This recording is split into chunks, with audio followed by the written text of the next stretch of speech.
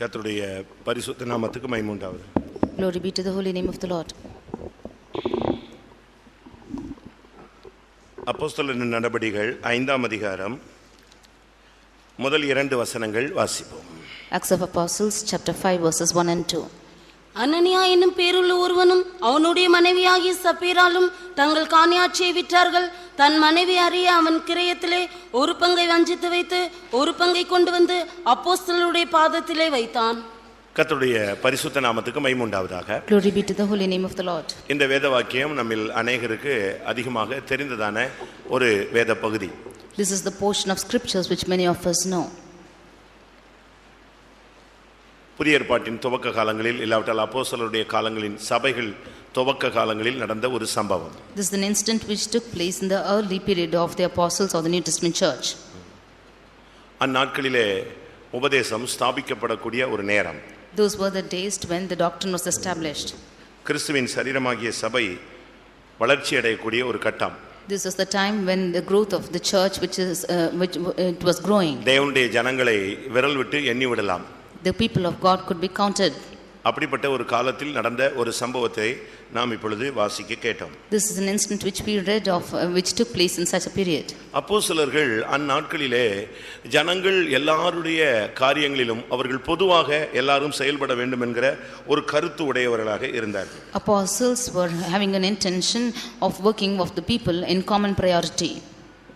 அவர்கள் தங்களுடைய ஜனங்கள் தங்களுடைய சொத்துக்களை விற்று கொண்டு வந்து அப்போஸ்தலருடைய பாதங்களில் வைக்க ஆரம்பித்தார்கள். The people began to sell their possessions and set it at the apostles' feet.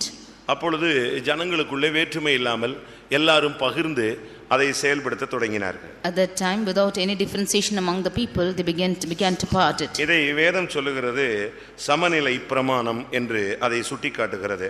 This is what the word of God says as the law of சமநிலை பிரமாணம் என்ற ஒரு வார்த்தை சொல்லப்பட்டது. The word is said as the law of equality.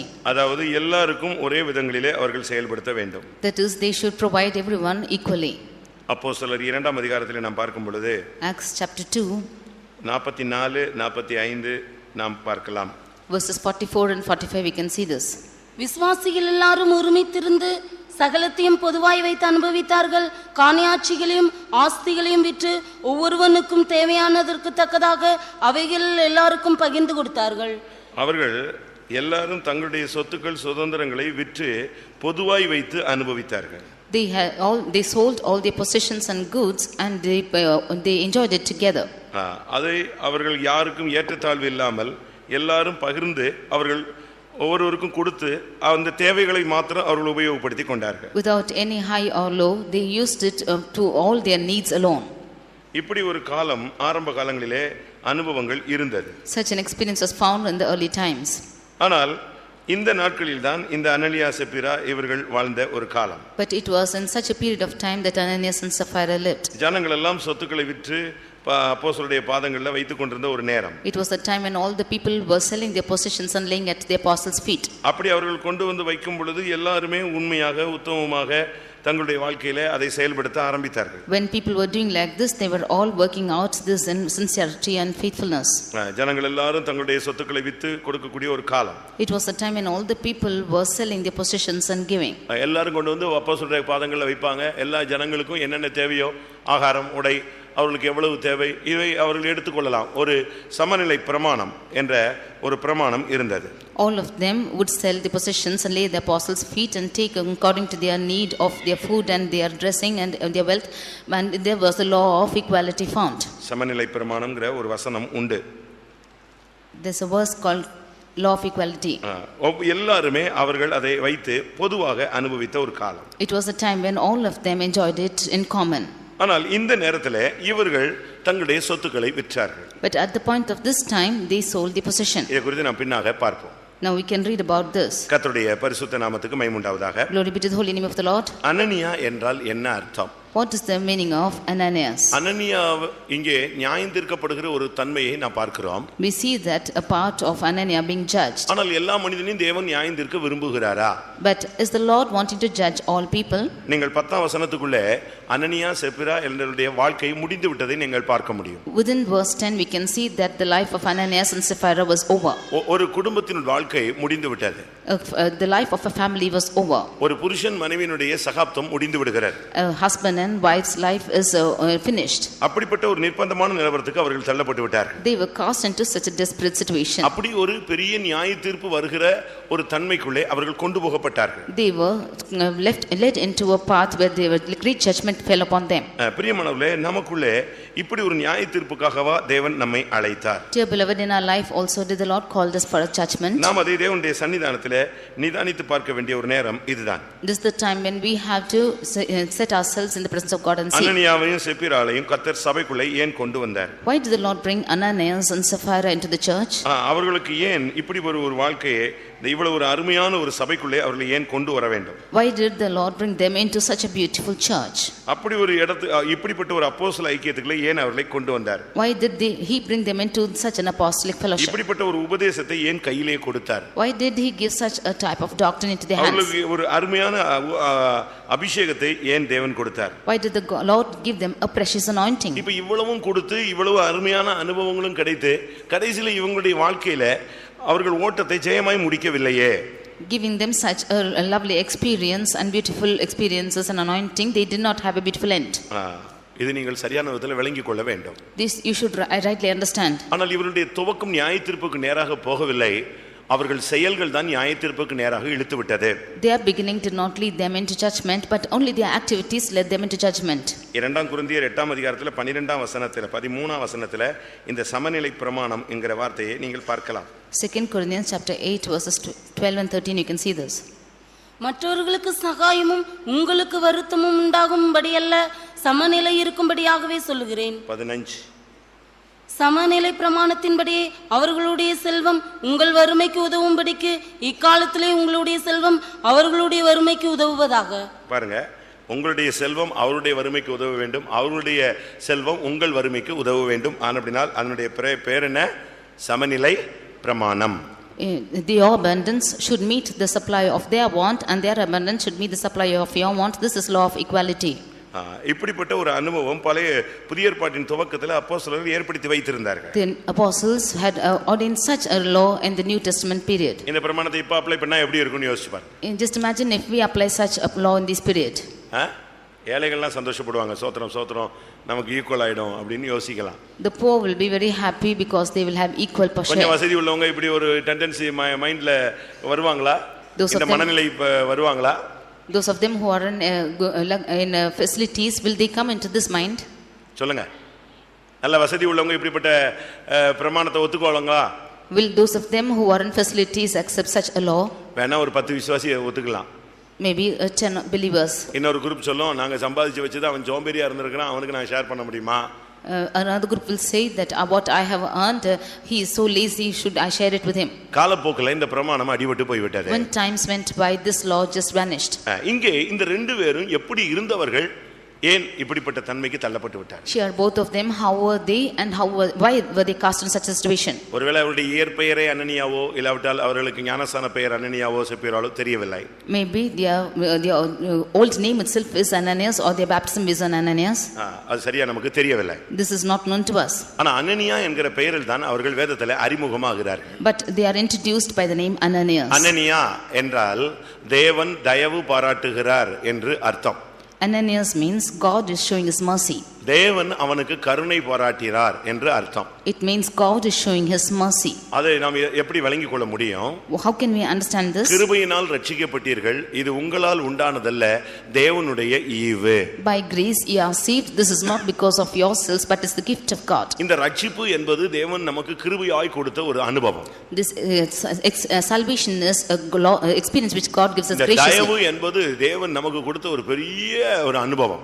This salvation is given to us great experiences to us. இது உங்களால் உண்டானதல்ல, தேவனுடைய ஈவு. This is not because of yourselves, but it's the gift of God. இன்னைக்கும் கூட கர்த்தர் நமக்கு தயவு பாராட்டுகிறார். Even today the Lord is showing his mercy. இன்றைக்கும் தேவனுடைய கருணை நமக்கு கிடைக்கிறது. Even today we receive the mercy of God. நாம் தவறு செய்யும் பொழுது, when we do wrong, நாம் பின்மாற்றத்தை சந்திக்கும் பொழுது, when we go into backsliding, இந்த தேவ தயவு தான் எப்படியாவது நீ சரியாக நம்மோடு போராடுகிறது. It's the mercy of the Lord which is striving within us to rectify. ரோமர் 2 அதிகாரம் 4 வசனத்தின்படி, Romans chapter 2 verse 4, தேவ தயவு நீ குணப்படும்படி உன்னை ஏவுகிறது என்று அறிந்துகொள். For the goodness of the Lord is leading thee to repentance. அவருடைய தயவின் ஐஸ்வரியத்தை நீ அசட்டை பண்ணாதே. You do not despise the riches of his goodness. அப்படினால் கர்த்தர் இந்த அன்னியா மேலே ஒரு பெரிய தயவும் கருணையும் பாராட்டி தான் இந்த மார்க்கத்திலே அவனை அழைத்து கொண்டு வந்தார். Therefore the Lord showed a great goodness and mercy upon this Ananias and brought him into this religion. இந்த ரட்சிப்பு என்பது எல்லாருக்கும் கிடைக்கக்கூடிய ஒரு பாக்கியம் அல்ல. Salvation is not an experience got by all. அடுத்து இந்த அபிஷேகம் என்பது எல்லாருக்கும் கிடைப்பதும் அல்ல. Anointing is also not given to all. இந்த அப்போஸ்தல ஐக்கியத்திலே வந்து சேர்வது என்பதும் ஒரு பெரிய தயவுதான். To join into this fellowship of apostles is a great goodness. Saul ஒரு சாதாரண மனுஷனா இருக்கும் பொழுது அவன் நியாயப்பிரமாணத்தில் வைராக்கியமாக இருந்தான். When Saul was an ordinary man, he was very zealous in the law. கர்த்தர் அவனை பவுலாக மாற்றினார். The Lord changed him as Paul. அவனுடைய வாழ்க்கை ஓரளவு ஊழியத்தின் பகுதியிலே உற்சாகமாக போய் கொண்டிருந்தது. And his life went zealously in the part of ministry. ஆனால் கர்த்தர் அவனை அப்போஸ்தலனாகிய பவுலாக மாற்றினார். And the Lord changed him as apostolic Paul. அதனால தான் அவன் சொல்றான், தேவன் எனக்கு பாராட்டின தயவு மிகவும் பெரியது சொல்றான். Therefore he says the goodness which the Lord has showed upon me is great. இவரை தான் கர்த்தர் பரிசுத்த பவுலாக மாற்றுகிறார். It is him that the Lord changed him as Saint Paul. அந்த ஸ்டெப்ஸ், அந்த படிகளை நாம் புரிந்து கொள்ள வேண்டும். We should understand the steps the Lord is changing. Saul பவுலாய் மாறுவது, Saul is changed as Paul. Pavul அப்போஸ்தலனாகிய பவுலாய் மாறுவது, Paul becoming apostle Paul. அதுக்கு அடுத்து பரிசுத்த பவுலாக மாற்றுகிறார். Then becoming Saint Paul. அந்த அளவு அவருடைய வாழ்விலே ஒரு பெரிய வளர்ச்சியும் ஒரு முன்னேற்றமும் தெய்வீகத்தின் பூர்ணத்தையும் அவர் அடைந்து கொள்ள கர்த்தர் அவருக்கு உதவி செய்தார். அது தயவு. To that extent the Lord helped him that he might have his growth and gain, that is the mercy or goodness of God. அனனியானா இன்னொரு அர்த்தமும் இருக்கிறது. Ananias has another meaning. தேவன் ஒருவனை மூடி பாதுகாக்கிறார் என்றும் அர்த்தம். The Lord is covering a person and preserving. அவனை தேவன் மூடி மறைக்கிறார் என்று அர்த்தம். The Lord is covering and hiding him. தீங்கு நாளில் தன்னுடைய கூடாரத்தில் வைத்து என்னை மறைக்கிறார். In the day of harm the Lord is preserving in his shelter. பொல்லாங்கனையும் அக்னியாஸ்திரங்கள் நம்மேல் பட்டு விடாதபடி அவர் நம்மை மூடி பாதுகாக்கிறார். That the evil darts does not come upon us, he is hiding us and preserving. நம்ம எந்தெந்த தீங்குகள் வருதோ நமக்கு விரோதமாக, பகலில் பறக்கும் அம்புகள், மத்தியானத்தில் பல சங்கார வல்லமைகள், நடமாடும் கொலை நோய்கள், இப்படிப்பட்ட பல வல்லமைகள் வருகிறது. இவைகளுக்கெல்லாம் நம்மை விலக்கி பாதுகாக்க வருகிறது. ஆண்டவர் நம்மை மூடி மறைக்கிறார் என்பதின் அர்த்தம்.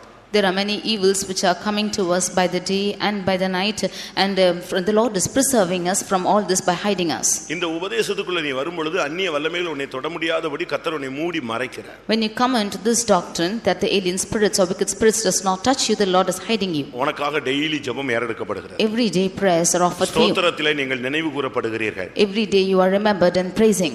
இப்படி நமக்குள்ளே ஒரு மூடி மறைக்கிற பாதுகாக்கிற ஒரு அனுபவத்தை கர்த்தர் அந்த அனனியாவுக்கு கட்டளையிட்டார். Like this the Lord had given an experience of covering and preserving to Ananias. அவனை கர்த்தர் ஒரு பெரிய நோக்கத்தோடு தான் சபைக்குள்ள கொண்டு வந்தார். The Lord brought him with a great purpose into the church. அவனை கொண்டு வரும் பொழுது நியாய தீர்ப்புக்காக கொண்டு வரவில்லை. அவன் மேல் கருணை பாராட்டி அவனை மூடி மறைத்து பாதுகாக்கும்படியாகவே கர்த்தர் அவனை சபைக்குள்ளே கொண்டு வந்தார். When he brought him into the church, he did not brought him to judge him, that he showed him his goodness and was full of mercy, and hiding him he brought into the church. அவனுக்கு அருமையான ஒரு குடும்ப வாழ்க்கையும் கர்த்தர் அமைத்து கொடுத்தார். The Lord established a good family life for him. ஒரு புத்தியுள்ள மனைவின்னு சொல்லலாம். A wise wife. ஒரு கட்டி எழுப்ப குடும்பத்தை வீட்டை கட்டக்கூடியவள் என்று சொல்லலாம். She was the one to build the house. ஆனா என்ன நடந்தது? But what happened? சப்பீராள். Sapphira. சப்பீராள்னா என்ன அர்த்தம்? Sapphira means நீல ரத்தினம் என்று அர்த்தம். சஃபயர். sapphire. சப்பீராள் என்று சொன்னால் நீல ரத்தினம் என்று அர்த்தம். Sapphira means sapphire which is diamond. அப்படின்னா என்ன அர்த்தம்? What is its meaning? அதனுடைய சரியான விளக்கம் என்ன? What is its explanation? கர்த்தர் அவளை புதிய எருசலேமின் பிரகாசமாய் இந்த சபைக்கு கொண்டு வந்தார். The Lord has brought her into New Jerusalem as one who is shining. இன்னொரு பகுதியில் சொல்ல போனா புதிய எருசலேமுடைய அஸ்திபார மதிலின் அஸ்திபார கல்லை போல கர்த்தர் அவளை சபையிலே கொண்டு வந்து வைத்தார். Or the Lord brought her into the New Testament church as the stone of the New Testament church. வெளிப்படுத்தல் 21:11 நீங்க பார்த்தா, when you read in Revelation 21 verse 11, கவனிங்க, வேதத்தை பாருங்க. அதன் பிரகாசம் மிகவும் விலை உயர்ந்த ரத்தினை கல்லை போலவும் பளிங்கின் ஒளியுள்ள வச்சிரக்கல்லை போலவும் இருந்தது. அதனுடைய பிரகாசம் ரத்தினத்தை போல இருந்தது. The light of the stone was precious even unto jasper ஒரு stone. விசுவாசியை கர்த்தர் சபையில கொண்டு வருவதன் நோக்கம் புதிய எருசலேமிலே பிரகாசிக்கும்படியாகவே தேவன் கொண்டு வருகிறார். The Lord brings the believer into the church to shine out in New Jerusalem. இந்த உலகத்துல பாடுகள் இருக்கும். In this world there might be sufferings. பிரச்சனைகள் இருக்கும். There will be problems. வேதனைகள் இருக்கும். There are pains. கண்ணீர் இருக்கும். And there are tears. இப்படி இந்த உலகம் எங்கும்போது அதுல பலவிதமான பாதைகள் உண்டு. There are many paths in this world. ஆனா இவைகளுக்கு மத்தியிலே நாம் நின்று பிடித்தால் பரலோகத்திலே நம்முடைய பாடுகளுக்கு ஏற்ற ஒரு மகிமை ஒரு பிரகாசத்தை நாம் பெற்றுக்கொள்ள இயலும். But if we would withstand all the temptations here, then we, according to the temptations, we will have the glory or the shining in heaven. உன்னை புதிய ஏற்பாட்டு சபையினுடைய இல்லாவிட்டால் புதிய எருசலேமுடைய ஒரு பிரகாசமாகத்தான் கர்த்தர் சபையில கொண்டு வரார். The Lord is bringing you to the church as a shine or the glory of New Jerusalem. பாருங்க அவளை பத்தி தேவனுடைய திட்டம் எவ்வளவு அருமையாக இருந்தது. Look how great is the plan of God concerning her. வெளிப்படுத்தல் 21:19 பார்க்கும் பொழுது Revelation chapter 21 verse 19. நகரத்து மதிலின் அஸ்திபாரங்கள் சகலவித ரத்தினங்களினாலும் அலங்கரிக்கப்பட்டிருந்தன. முதலாம் அஸ்திபாரம் வச்சிரக்கல், இரண்டாவது இந்திரநீலம், மூன்றாவது சந்திரகாந்தம். இங்கே நகரத்து மதிலின் அஸ்திபாரம் சகலவித ரத்தினங்களால் அலங்கரிக்கப்பட்டிருந்தது. Here the foundations of the wall of the city was garnished with all manner of precious stones. இந்த ரத்தினமாக மாற வேண்டிய ஒரு ஆள் தான் இந்த சப்பீராள். The one who has to be changed as this precious stone is sapphire. நீ ஒரு பரலோகத்தில் ஒரு அஸ்திபார கல்லாக நீ சேர வேண்டும். You should go and reach the heaven as one foundation stones. நம்ம ஒவ்வொருவரையும் குறித்து கர்த்தர் அப்படித்தான் வைத்திருக்கிறார். The Lord has determined each of us like that. ஒவ்வொரு விசுவாசிகளும் ஊழியர்களும் பரலோகத்திலே ஒரு அஸ்திபார கல்லாக மாற வேண்டியவர்கள். Every believer and servant of God should become a foundation stone in heaven. அப்போஸ்தலர்கள் அஸ்திபார கற்கள் என்று சொல்லி இருக்கிறார். The apostles are called as the foundation stones. இயேசு ஒரு ஜீவனுள்ள கல் என்று சொல்லி இருக்கிறார். Jesus is the living stone. நாம் ஒவ்வொருவரும் ஜீவனுள்ள கல்லாகிய அவரோடு சேர்ந்து கட்டப்படக்கூடிய ஒரு ஜனங்கள். We each of us should be built with that living stone. 1 பேதுரு 2:4-5 வசனத்துல நாம் இதை பார்க்க முடியும். 1 Corinthians chapter 2 verses 4 and 5 we can read this. மனுஷரால் தள்ளப்பட்டதாயினும் தேவனால் தெரிந்து கொள்ளப்பட்டதும் விலையேற பெற்றதுமாயிருக்கிற ஜீவனுள்ள கல்லாகிய அவரிடத்தில் சேர்ந்தவர்களாகிய நீங்களும் ஜீவனுள்ள கற்களை போல ஆவிக்கேற்ற மாளிகையாகவும் ஜீவனுள்ள கற்களை போல ஆவிக்கேற்ற ஒரு மாளிகையாக மாற வேண்டும். We as the living stone should be built up as the spiritual house. நான் இத படிச்சு பார்த்தபோது ஆச்சரியப்பட்டேன். கர்த்தர் இந்த நோக்கத்தோடு தான் இவங்க ரெண்டு பேரையும் சபையில அழகா புருஷ மனைவியா கொண்டு வந்து சேர்த்தார். When I read this I was marveled because with this purpose only God united them as husband and wife into the church. அவனுக்கு தயவு பாராட்டினார். அவனை எல்லா சூழ்நிலையிலும் மூடி மறைத்து பாதுகாத்து கொண்டே வந்தார். One thing is he showed his goodness and he preserved him, hiding him in all situations. இந்த பெண்ணை ஒரு நகரத்தின் பரலோக ராஜ்யத்தின் பிரகாசமாக அஸ்திபார கல்லாக கர்த்தர் மாற்றும்படியாக திட்டமிட்டிருந்தார். This woman the Lord had purpose to change it as the foundation stone in heaven. அந்த நாட்களில் தான் இந்த சமநிலை பிரமாணம் அங்கே காணப்பட்டது. It was at this period that the law of equality existed. இவங்களுக்கு கொஞ்சம் சொத்து இருந்தது, காணியாட்சி இருந்தது. They had some possessions. அது நிலமா இருந்திருக்கலாம். That might be land. அது இடமாக இருந்திருக்கலாம். Or it might be a place. இல்ல வீடாக இருந்திருக்கலாம். Or it might be a house. ஏதோ அவர்களுக்கு சில காணியாட்சி இந்த பூமியிலே தேவன் ஏற்கனவே கொடுத்து வைத்திருந்தார். Or the Lord has given some position for them in this world. இந்த சமநிலை பிரமாணம் என்பது அவர்களுக்கு அந்நாட்களிலே சபைக்குள்ள கொண்டு வரப்பட்டபோது அதை ஏற்றுக்கொள்ளக்கூடிய ஒரு மனப்பக்குவம் இருந்தது. When they were brought into the early church and the early times, they had the mind to accept this law of equality. எல்லாரும் விக்கணும் அப்படினு கட்டாயம் கிடையாது. It was not a compulsion that all should sell. எல்லாரும் காணிக்கை கொடுக்கணும் அப்படினு கட்டாயம் கிடையாது. It was not a compulsion that all should pay the offering. எல்லாரும் இந்த ஊழியத்துக்கு வரணும் அப்படினு கட்டாயம் கிடையாது. It's not a compulsion that all should come to serve God. கர்த்தர் வந்து எப்பொழுதுமே ஒரு மனிதனை ஒரு அடிமை மாதிரி வைக்க விரும்பவில்லை. God never wants to keep a man as a slave. எப்பொழுதுமே கர்த்தர் மனிதனுக்கு ஒரு சுயாதீனத்தை தான் கொடுத்து வச்சிருந்தார். God has given man always a liberty. முழு சர்வ வல்லவர், ஆனா மனிதன்கிற வரும்போது அவனுக்கு மட்டும் சுயாதீனத்தை கொடுத்து வச்சிருந்தார். God is almighty, but when it comes to man he has given him some liberty. Eden தோட்டத்துல அவனை வைத்து ஒரு மிஷின் மாதிரி ஆபரேட் பண்றதுக்கு கர்த்தருக்கு தெரியும். God knew to keep him in the garden of Eden and operate him as a machine. அப்படி திருமண உடனே ஏய் இங்க உட்கார் அப்படினு சொல்றதுக்கு கர்த்தருக்கு என்ன செய்யும் முடியும். God is possible to correct him when he turns the side and make him sit down. அவனுக்கு ஒரு பிரமாணத்தை கொடுத்து சுயாதீனத்தை கொடுத்து நீ அதை யூஸ் பண்ணுன்னு சொல்லி கர்த்தர் அவனுக்கு ஃப்ரீனஸ் கொடுத்தார். But giving him a command and the liberty, the Lord gave him a freeness to use it. ஆனா அத அவங்களால கண்ட்ரோல் அந்த சுயாதீனத்தை தவறான விதத்துல உபயோகப்படுத்தி விட்டான். But he misused that liberty. இன்னைக்கு சில பிள்ளைகளுக்கு பாருங்க பெற்றோர்கள் சில சுயாதீனத்தை கொடுத்துறாங்க. To some children the parents are giving some freedom. அதை சில பிள்ளைங்க நல்ல விதத்துல யூஸ் பண்றாங்க. And some children are using it good. சில பிள்ளைங்க பாத்தீங்கன்னா அதை தாறுமாறா தான் லைஃபை நாசம் பண்றதுக்கு உபயோகப்படுத்துறாங்க. But some children are using it in a perverse manner to spoil their இது lives. அன்னைக்கு ஏதேன் தோட்டத்தில் நடந்த ஒரு கேடான ஒரு சம்பவம். This is the evil which happened in the Garden of Eden. இங்கே இந்த பிரமாணத்தின்படி நீங்க வாழலாம், வாழாமலும் இருக்கலாம். Here according to this law you may live or cannot live. சமநிலை பிரமாணத்தின்படி நீ வரல அதனால சபை விட்டு வெளியே போ அப்படிலாம் யாரும் சொல்றதுக்கு அங்க ஆள் கிடையாது. There was no person to say you go out of the church if you don't come into the law of equality. அந்த சமநிலை பிரமாணத்தின் வெளிச்சம் கிடைச்சவங்க அதை செயல்படுத்த முற்பட்டார். Only when you get the light of the law of equality they wanted to do it. இப்போ எல்லாரும் கொடுக்கறாங்க நம்ம மட்டும் கொடுக்கலனா தப்பா விளங்கிடுவோமோ அப்படிங்கற ஒரு மனப்பக்குவ பான்மை இவங்க ரெண்டு பேருக்கு வந்தது. Both of them had the anticipation that because all of them are giving it will be wrong if they both of them don't give it. ஆண்டவர் எவ்வளவு நமக்கு தயவு பாராட்டி இருக்கறாங்கறத மறந்துட்டாங்க. They forgot as to how much the Lord had should goodness. நம்ம எப்படி மூடி மறைத்து பாதுகாத்துட்டு வர்றாருங்கறத மறந்துட்டாங்க. They forgot as to how the Lord is hiding and preserving them.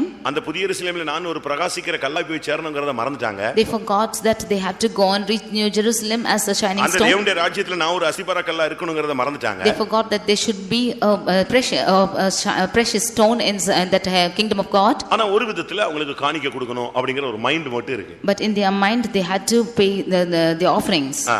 எல்லாத்தையும் கொண்டு போய் அப்படியே பாதத்துல வச்சிரணும், காணிக்கையா வச்சிரணும் அப்படிங்கற ஒரு தாட் மட்டும் இருக்கு. They only had the thought to pay everything at the feet of the apostles. இந்த காணிக்கைங்கற ஒரு தன்மையை நீங்க புரிஞ்சிக்கணும். But you should understand the aspect of offerings. ஒவ்வொரு சபைகளிலும் ஒவ்வொரு விதமான காணிக்கைகள் வாங்கப்படுகிறது. In every church different kinds of offerings are collected. சில இடங்களில கட்டாயமாக வசூலிக்கப்படுகிறது. And some places it is compulsorily got. சில சபைகளில கையேந்தப்படுகிறது. In some places they are receiving it by hands. இப்படி பல விதங்களில அவங்க சொல்றாங்க, வெளிப்படுத்துறாங்க, கேக்குறாங்க. அதெல்லாம் ஒவ்வொருத்தர் நம்ம யாரையும் குறை சொல்ல நமக்கு தகுதி இல்லை. In many ways they are asking and collecting the offerings. We are not accusing them. ஆனா ஒரு சிலர் பழைய ஏற்பாட்டில் உள்ள காணிக்கையை இப்ப வாங்கிட்டு இருக்காங்க. But some of them are receiving the Old Testament offerings. அந்த ஆரம்ப காலங்களில் இருந்தான ஒவ்வொரு பேரன் சொல்லி அந்த காணிக்கை இந்த காணிக்கை எல்லாம் சொல்றாங்க. அது நமக்கு தேவையில்லாத subject. Until they are telling the names of this and that and receiving the offerings. முதலாவது காணிக்கையினுடைய புனித தன்மையை நம்ம விளங்கணும். Firstly we should understand the divinity in offering. ஒரு சிலர் தசம பாகம் கொடுக்கறாங்க. Some of them give the tithes. ஒரு சிலர் தசம பாகத்துக்கு அதிகமா கொடுக்கறாங்க. Some of them give more than their ஒரு சிலர் tithes. உற்சாகமான காணிக்கைன்னு கொடுக்கறாங்க. Some of them give the free will offerings. இது அவங்களுக்கும் தேவனுக்கும் உள்ளதான ஒரு understanding. This is the understanding between them and God. ஆனா இந்த காணிக்கை எதுக்கு கொடுக்கறோம்ங்கறத நம்ம புரிஞ்சிக்கணும். But we should understand why we pay the offerings. காணிக்கை ஃபர்ஸ்ட் ஊழியர்களுடைய ஒரு சம்பளம். Offerings is the wages of the servant of God. அதாவது நீ சம்பளம்னா நாங்க எல்லாம் சம்பளம் வாங்குறோம்னு நினைச்சிர கூடாது. You should not mistake that we are getting our wages. பழைய ஏற்பாட்டில் அந்த தசம பாகத்தை குறித்து பிரசங்கம் பண்ணிட்டே வரும்போது ஆண்டவர் சொல்றாரு அது லேவியினுடைய சம்பளம் அப்படிங்கிறார். In the Old Testament when the Lord is telling about the Levi, he is telling it's the wages of the Levi. நான் கொஞ்ச நாளைக்கு முன்னால அதை பிரசங்கம் பண்ணி இருக்கிறேன். A few days back I have preached about this. தசம பாகம்ங்கற ஒரு சப்ஜெக்ட் நான் பேசி இருக்கிறேன்னு நினைக்கிறேன். பேசிட்டேனா நினைக்கிறேன். I have spoken about tithes a few days back. அது லேவியனுடைய ஒரு சம்பளம். That's the wages of the Levi. அதாவது நாம் சபையில கொடுக்கிற காணிக்கை சம்பளம் சொன்னா அவங்க தனியா வீட்டுக்கு அனுப்புறதுக்கு அல்ல, இல்ல சேர்த்து வைக்கிறதுக்கு அல்ல, அந்த சம்பளம் அல்ல. If it is wages, they are not going to send it to their house or gather it from their usury. இந்த சம்பளம்னா என்ன? But what is this wages? ஒரு ஊழியனுடைய உணவுக்காக.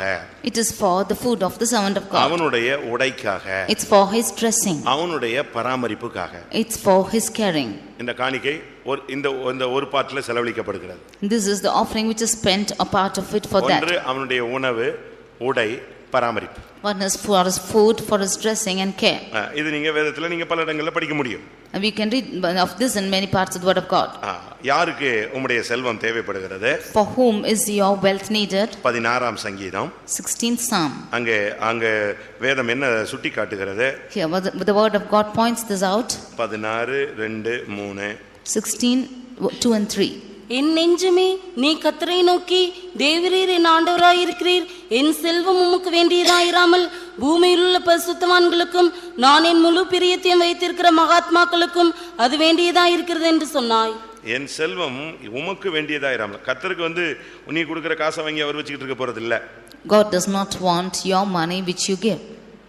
அவருக்கு இது தேவை கிடையாது. This is not needed to him. உன் கரன்சியை வச்சுக்கிட்டு அவர் சேர்த்து வச்சுக்கிட்டா இருக்கிறாரு. Is he collecting your currency? இல்ல நீ உன்னுடைய பொண்ணு வெள்ளியை வாங்கி வச்சு அவர் சேர்த்து வச்சுக்கிட்டு இருக்காரா? Or is he gathering your silver and gold? அது நீங்க சரியான விதத்துல விளங்கிக் கொள்ளணும். You should understand this rightly. இது யாருக்கு தேவை? Who need it? யாருக்கு தேவை? Who are in பூமியில் need? உள்ள பரிசுத்தவான்களுக்கு. This is needful for the saints on earth. நான் என் முழு பிரியத்தை வைத்திருக்கிற மகாத்மாக்களுக்கு. And to the excellent whom is all my delight. ஏசாயா Isaiah 61 chapter 61 6 verse 6.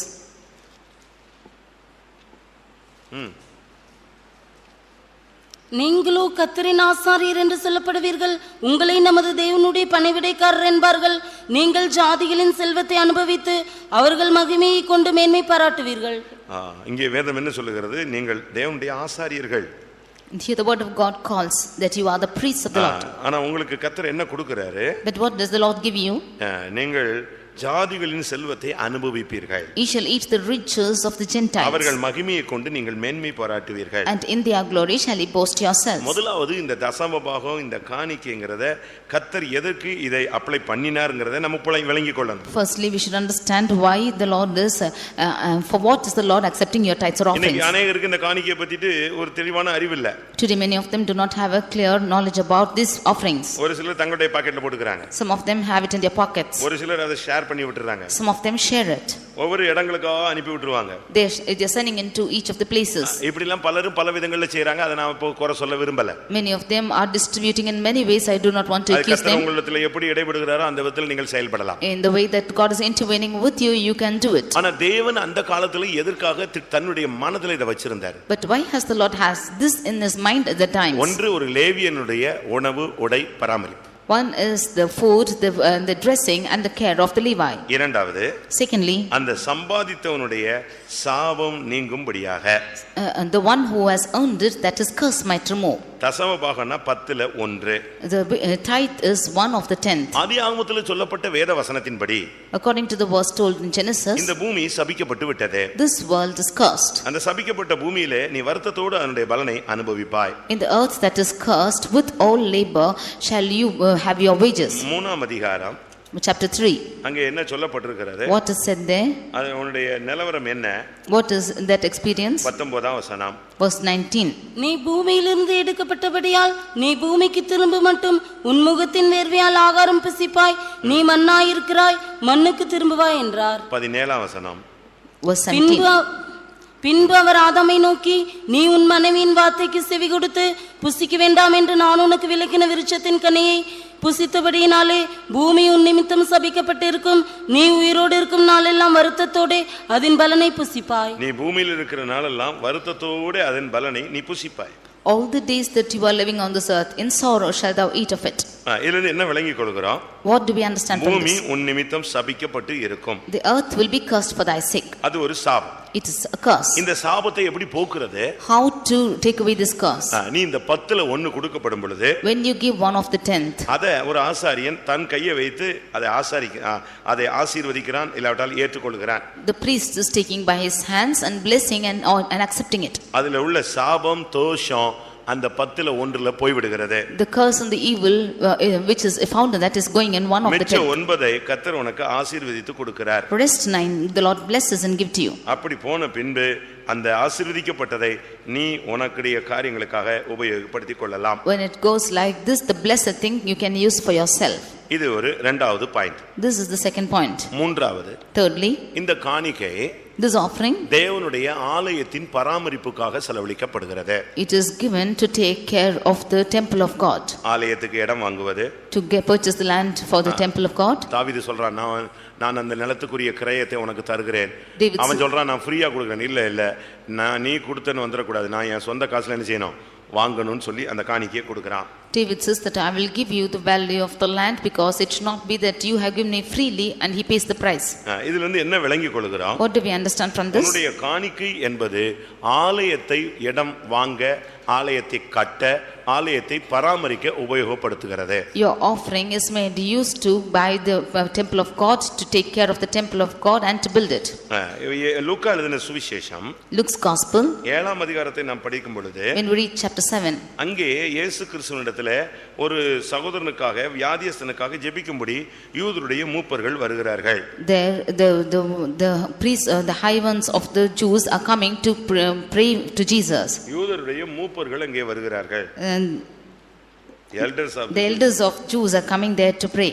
அவங்க வந்து என்ன சொல்றாங்க? What do they say there? அவனுடைய காரியத்தை பத்தி பேசும்பொழுது அவங்க சொல்றாங்க, அவன் நமக்கு ஒரு ஆலயத்தை கட்டினான். When they say about him, they say that he has built a temple for us. லூக்கா 7ஆம் அதிகாரம் Luke chapter 7 4-5 வாசிங்க. verses 4-5. அவர்கள் இயேசுவினிடத்தில் வந்து அவரை கருத்தாய் வேண்டிக் கொண்டு, நீர் இந்த தயவு செய்கிறதற்கு அவன் பாத்திரவானாயிருக்கிறான், அவன் நம்முடைய ஜனத்தை நேசிக்கிறான், நமக்கு ஒரு ஜெப ஆலயத்தையும் கட்டினான் என்றார்கள். பாத்தீங்களா? அதை கேட்ட உடனே வாசிங்க. அப்பொழுது இயேசு அவர்களுடனே கூட போனார். அப்பொழுது இயேசு அவர்களுடனே கூட போய்விட்டார். Then Jesus went along with them. இதிலிருந்து என்ன விளங்கிக் கொள்கிறோம்? What do we understand here? ஆலயத்தை கட்டினான் என்கிற வார்த்தை உடனே இயேசுவை தொட்டது. The word that he built the temple of God touched Jesus. ஜனத்தை நேசிக்கிறான் என்ற வார்த்தை அவரை தொட்டது. And when the word that he loved the nation touched them, அந்த உடனே அவர் புறப்பட்டார். and immediately he went out. அதனால மூணாவது இந்த காணிக்கையினுடைய தன்மை என்னன்னு சொன்னா, ஆலயத்தை கட்ட பராமரிக்க அது உபயோகப்படுத்தப்படுகிறது. Thirdly, the aspect of these offerings are made used to build the church and to take care of the church. நம்ம காணிக்கை கொடுத்து வந்துட்டோமே, என்ன பண்றாங்களோ தெரியலையே. We have given some amount, and what he is doing with the money we do not know. அவங்க என்ன பண்ணுவாங்க? What will they do? இந்த வேத வசனத்தின்படி அவர்கள் செய்யாவிட்டா கர்த்தர் அவங்க கிட்ட கணக்கை கேட்பார். If they don't do according to this word, then the Lord will ask them account. நாம் நம்முடைய பகுதியை செயல்படுத்தி விட்டு போய் கொண்டே இருக்க வேண்டியதுதான். We only have to do our part and go. நாம் மற்றவரை பத்தி நமக்கு கவலைப்பட வேண்டிய அவசியம் இல்லை. We need to be bothered about anybody else. அதுக்கு கூடுனது குறைஞ்சது எல்லாமே கர்த்தர் பார்த்து கொள்வார். All the additions and decrease, the Lord will look into it. நாம மற்றவரை பத்தி நாம் கவலைப்பட வேண்டிய அவசியம் இல்லை. We need not be bothered about anything else. நாம் அதுக்கு தேவனுடைய ஆலயத்தை நாம் கைவிடக் கூடாது. We should not count the temple of God. பழைய ஏற்பாட்டில் அப்படி ஒரு தீர்மானத்தை அவர்கள் எடுத்துக்கொண்டார்கள். Such a determination was taken in the Old Testament. நீங்க பழைய ஏற்பாட்டை நீங்க படிச்சு பாத்தீங்கன்னா, தேவனுடைய ஆலயத்தில் ஃபர்ஸ்ட் அப்பதான் உண்டியல் பெட்டி வச்சாங்க. When in the Old Testament you can see that they only made a plan for the temple of God. ஒரு குறிக்கப்பட்ட ராஜாவின் காலத்துல தான் ஃபர்ஸ்ட் உண்டியல் பெட்டி வச்சாங்க.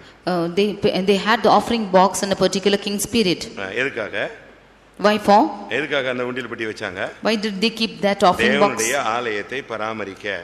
To take care of the temple of God. வேற எதுக்கும் அவங்க அந்த இத யூஸ் பண்ண கூடாது. They could not use that for anything else. அதனால தான் ஒரு ஃபர்ஸ்ட் அந்த தன்மையை அவங்க கொண்டு வந்தாங்க. They brought this aspect into that house of God firstly. முதல் வைத்து ஒரு உண்டியல் பெட்டியை வச்சு ஒரு பெட்டியை வச்சு அதுக்கு மேல ஓட்டை போட்டு இந்த வேலையை செஞ்சாங்கன்னு பைபிள்ல சொல்லி இருக்கிறது. The word of God says that they had kept a box and had a hole over it and firstly had this offering box. அது ஒரு காலத்துல ஒரு குறிக்கப்பட்ட காலத்துல அந்த காரியம் செயல்படுத்தப்பட்டது. In a particular period of time it was operated. எடுத்த வாசிங்கள். ஒரு உண்டியல் பெட்டி ஃபர்ஸ்ட் வைக்கப்பட்டது. The first offering box which was kept. 2 நாளாகமம் 24ஆம் அதிகாரம் 8ஆம் வசனம். 2 Chronicles chapter 24 verse 8. 2 நாளாகமம் அந்த பொல்லாத ஸ்திரீயாகிய அத்தால் 8.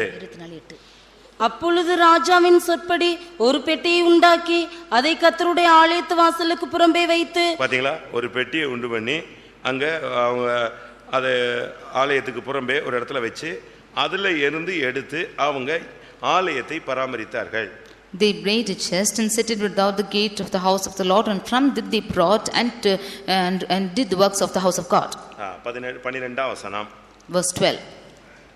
அதை ராஜாவும் யோய்தாவும் கர்த்தருடைய ஆலயத்தின் வேலையை விசாரிக்கும் ஊழியக்காரர் கையிலே கொடுத்தார்கள்.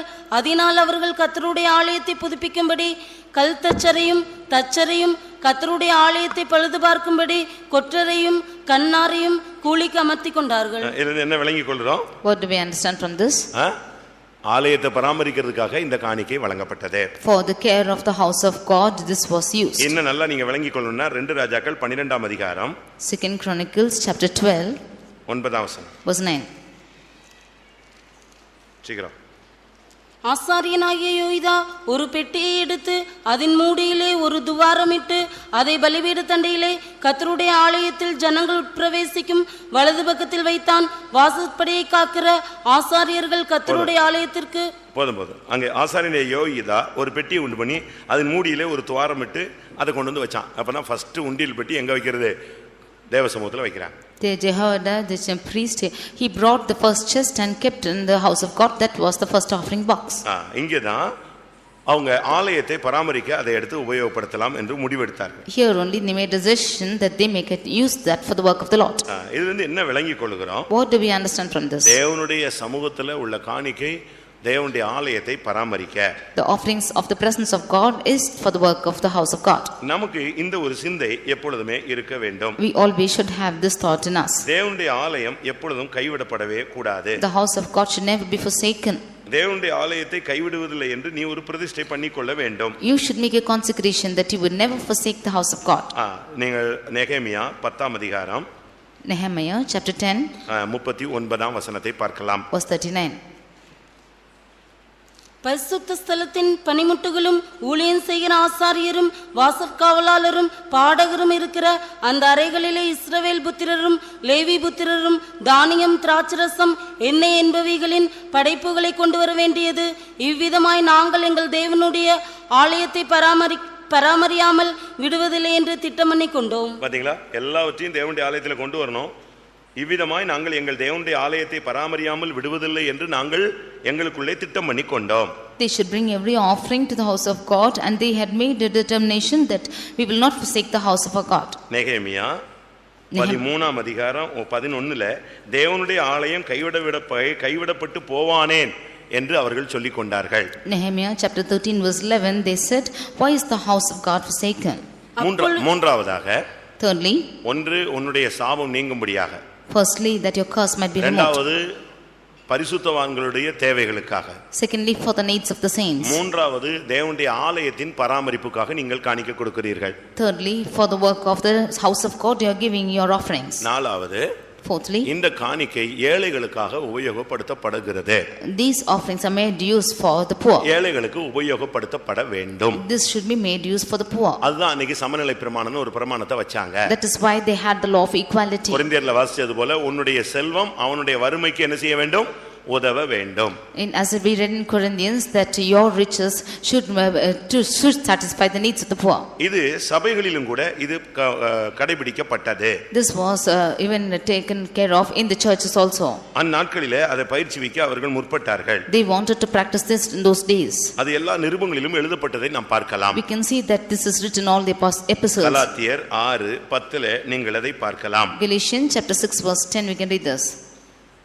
ஆகையால் நமக்கு கிடைக்கும் சமயத்திற்கு தக்கதாக யாவருக்கும் விசேஷமாக விசுவாச குடும்பத்தார்களுக்கும் நன்மை செய்ய கடவும். பாத்தீங்களா, இதுல இருந்து விசுவாசிகள் அந்த தங்களுடைய பணத்துல மற்றவங்களுக்கு காணிக்கை கொடுக்கும்போது அது மற்றவர்களுக்கு உதவியாக மாறுகிறது. From this we can understand that the believers when they give their offerings it is useful for the help of others. நம்ம எவ்வளவு பிள்ளைகளுடைய படிப்புக்கு உதவி செய்கிறோம். We are helping many children's education. ஆனா நம்ம வெளியே சொல்றது இல்ல. But we don't tell outside. எத்தனையோ ஒரு வீடுகளுக்கு கட்டறதுக்கு உதவி செய்கிறோம். We help to build many houses. சிலருக்கு Dress எடுத்து கொடுக்கிறோம். We get dresses for some of them. சிலருக்கு books வாங்கி கொடுக்கிறோம். We get the books for some. சிலருக்கு fees கட்டறோம். We pay the fees for some. இன்னும் சொல்ல போனா ஒரு சிலர் சீரியஸா இருந்தா எனக்கு மெடிக்கலுக்கு கேட்ட மருத்துவத்துக்கு செலவுக்குன்னு கேட்டா இல்ல நாங்க ஜெபம் தான் பண்ணுவோம் அப்படிலாம் சொல்றது இல்ல. அது கூட நிச்சயம் நம்ம சரி அது அவனுடைய விசுவாசம் சொல்லி நம்ம அதுக்கு கூட உதவி செய்கிறோம்.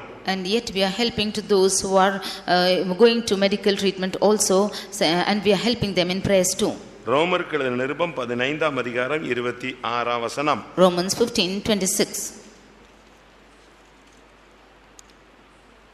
மக்கதோனியாவிலும் அகாயாவிலும் உள்ளவர்கள் எருசலேமில் உள்ள பரிசுத்தவான்களுக்குள்ளே இருக்கிற தரித்திரருக்காக சில பொருள் சகாயம் செய்ய விருப்பம் கொண்டிருக்கிறார்கள். பொருள் சகாயம் செய்கிற ஒரு பழக்கம் அந்நாட்களிலே அப்போஸ்தல காலங்களிலே இந்த சபையில கஷ்டமா இருந்துச்சுன்னா அந்த சபையில உள்ளவங்க அவங்களுக்கு போய் உதவி செஞ்சிருக்காங்க.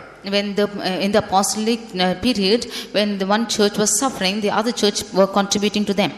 அப்போஸ்தலனாகிய பவுல் இந்த அப்போஸ்தல ஐக்கியத்திலே பேதுருவோடு மற்ற அப்போஸ்தலரோடு வந்து ஐக்கியப்படும் பொழுது பேதுரு யோவான் யாக்கோபு அவனுக்கு ஒரு பிரமாணத்தை சொல்லி கொடுத்தார்கள். When apostle Paul came and had fellowship with Peter, James and John, they taught him a law.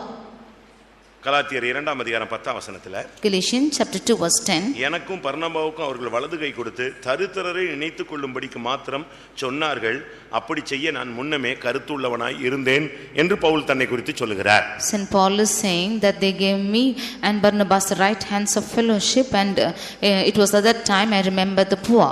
4 காரியத்துக்காக தான் இந்த காணிக்கை செலவழிக்கப்பட வேண்டும். For 4 purposes this offering should be spent.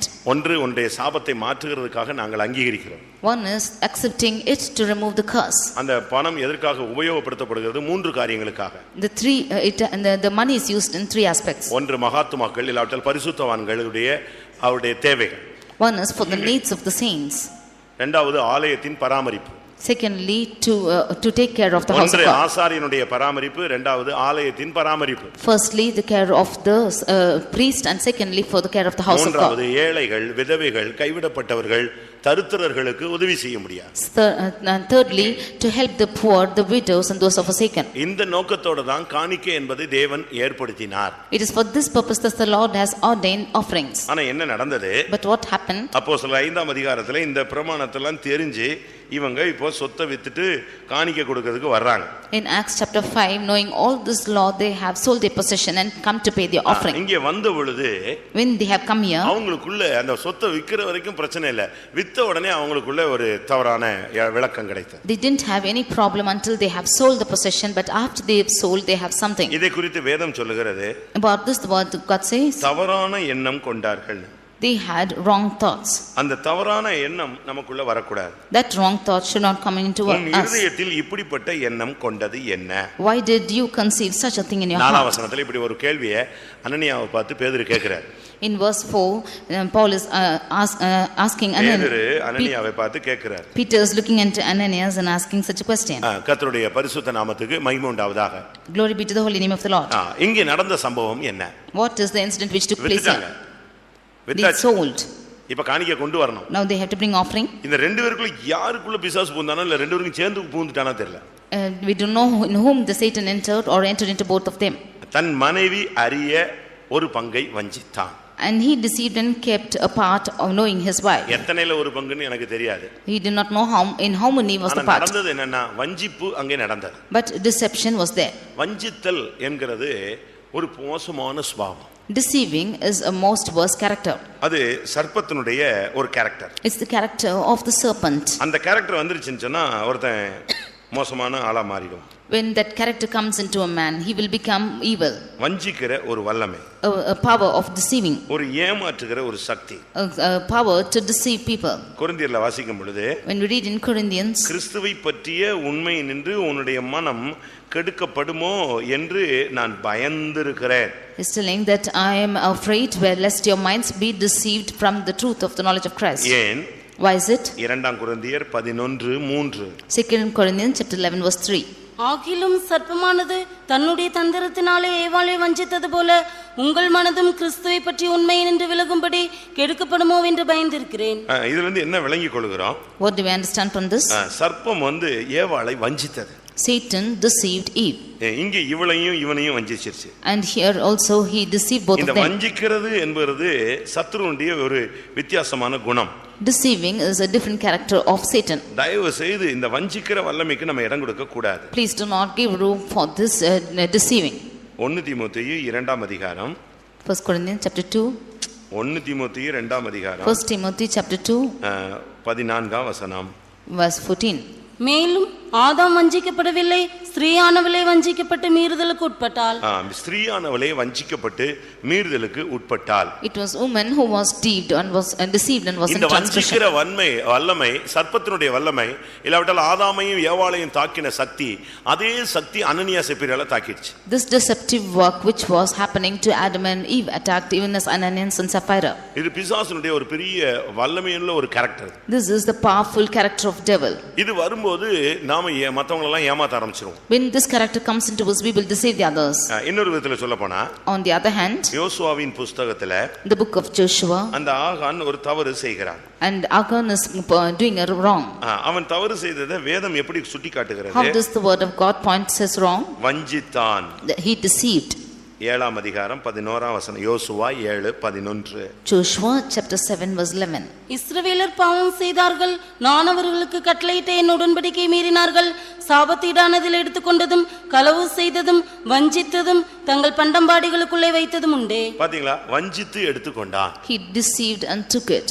இந்த வஞ்சிக்கிற ஆவி ஒரு மனுஷனுக்குள்ள வந்தா அவனுக்கு நியாயத்தை இருக்கலாம். When this deceptive spirit comes into a man, it is judgment to him. ஆதாம் ஏவாளுக்கு தோட்டத்தை விட்டு வெளியே போகும்படியான ஒரு நியாயத்தை இருக்கு. The judgment came upon Adam and Eve to go out of the garden. ஆகானுக்கு மரண தண்டனை. Unto Achan it was a death. அனனியா சப்பீராளுக்கு மரணம். Unto Ananias and Sapphira was death. யோசிச்சு பாருங்க, just think and see. எவ்வளவு ஒரு அந்த ஆவிக்கு நம்ம இடம் கொடுக்கும்போது, வஞ்சிக்கிற தன்மைக்கு இடம் கொடுக்கும்போது நம்ம நியாய தீர்ப்பை தேடி வைத்துக் கொள்கிறோம். When we give room for this deceptive spirit, we are choosing judgment. ஐயோ, பேதுரு கேக்குறாரு, அதை விக்கிறதுக்கு முன்னால உன் பணம் தான்ப்பா. Peter is asking, have you in one mind to sell the same? 4ஆம் வசனத்துல சொல்றார், அதை விற்கும் முன் அது உன்னுடையது. Before you sold it, it was yours. அது விற்ற பின்பும் அது உன்னுடையது. Even after you sold it, is yours. எப்போ நீ காணிக்கைன்னு வச்சிட்டியோ அதுக்கு பிறகு அதுல உனக்கு என்ன கிடையாது, சம்பந்தம் கிடையாது. When you have placed it as an offering, you have no connection. உன் கையில இருந்து நீ அந்த ஆசாரியின் கையில கொடுத்து ஜெபிக்கிற வரைக்கும் அது உன் கண்ட்ரோல். அவன் கை நீட்டி வாங்கிட்டான் தொட்டுட்டான்னா அது முடிஞ்சு போயிடுச்சு. As long as you have it in your hands, it's in your control. After the priest has received with his hands, it is over. ஆரம்ப காலங்களிலும் நான் அந்த பாஸ்டர்ட்ட கொடுத்தேன், இந்த பாஸ்டர்ட்ட கொடுத்தேன், பேதுருட்ட கொடுத்தேன் அப்படின்னு ஏதோ சொல்லியிருப்பானுங்க போல் இருக்கு. அதனால இவங்க கை நீட்டி வாங்குறதே நிப்பாட்டிட்டாங்க. Even in the beginning times, I think they would have said that I have to give into this pastor and that pastor, so they have stopped receiving with hands. அந்த பாஸ்டர்ட்ட கொடுத்தேன், இந்த பாஸ்டர்ட்ட கொடுத்தேன், அந்த அக்காட்ட கொடுத்தேன், அந்த சின்ன விளவு கொடுத்தேன் அப்படின்னு ஏதாவது சொல்லிடுவான்னு சொல்லிட்டு அவங்க யாரும் கை நீட்டி வாங்குறது இல்லை. எல்லாம் எங்க வச்சுட்டு போயிட்டாங்க, பாதத்தில் வச்சுட்டு போயிட்டாங்க. They thought that they would say that they have given to this pastor, this sister and so on. They didn't receive it by hands, they asked later their feet. அதாவது நான் கொடுக்கிற காணிக்கையில இனிமே எனக்கு உரிமையோ அதை சொந்தம் கொண்டாடவோ அதை குறித்து கேள்வி கேட்கவோ எனக்கு எந்த விதமான உரிமையும் இல்லை. That is, I have no authority to claim the offering which I have asked or claim about it after this. தயவு செய்து இந்த வஞ்சிக்கிற வல்லமைக்கு நாம இடம் கொடுக்க வேண்டாம். We should not please give room for this deceiving spirit. அதனால நீங்க 10 ரூபாய் கொடுத்தாலும் மனப்பூர்வமா கொடுக்கணும். Even if you give 10 rupees, give it wholeheartedly. நீங்க அதை மனப்பூர்வமா கொடுக்கணும். Give it wholeheartedly. இத கொடுத்தா 1 லட்சம் ரூபாய் கொடுக்கறோம், ஸ்தோத்திரம் ஸ்தோத்திரம் ஸ்தோத்திரம், என்ன பண்ணுவான்னு தெரியாது. Giving a 1 lakh, you are praising God, saying what will happen to this. 1.5 கோடி கொடுக்கறோம், என்ன பண்ணுவாங்க, ஓடிடுவானோ. You should give 1.5 crores, what will they run? அப்படிலாம் நம்ம யோசிக்கவே கூடாது. You should never think like this. நீ கொடுக்கிறது மனுஷன் கையில தேவனுக்கு கண்ட்ரோல்ல கொடுக்கற. You are giving into the hands of a man in the control of God. அதை மிஸ்யூஸ் பண்ணா அவன் எஜமானுக்கு என்ன செய்யணும்? If they misuse it, they should give account to the master. ஐயோ, என்கிட்ட ஒரு ஆள் கொடுத்து என்னை ஒரு வழி பண்ணிட்டாருங்க. One person gave me the offering and made me one sort. வெளியே போடல. அது நான் ஒரு பாடுபட்டேன். நான் அப்ப ரொம்ப சின்ன brother. I was then a small brother. சொல்லிருக்கேன்னு நினைக்கலாம். I think I would have told. நான் சின்ன பிரதர். அப்ப எனக்கு பெரியவர் ஒருத்தர் இருக்காரு.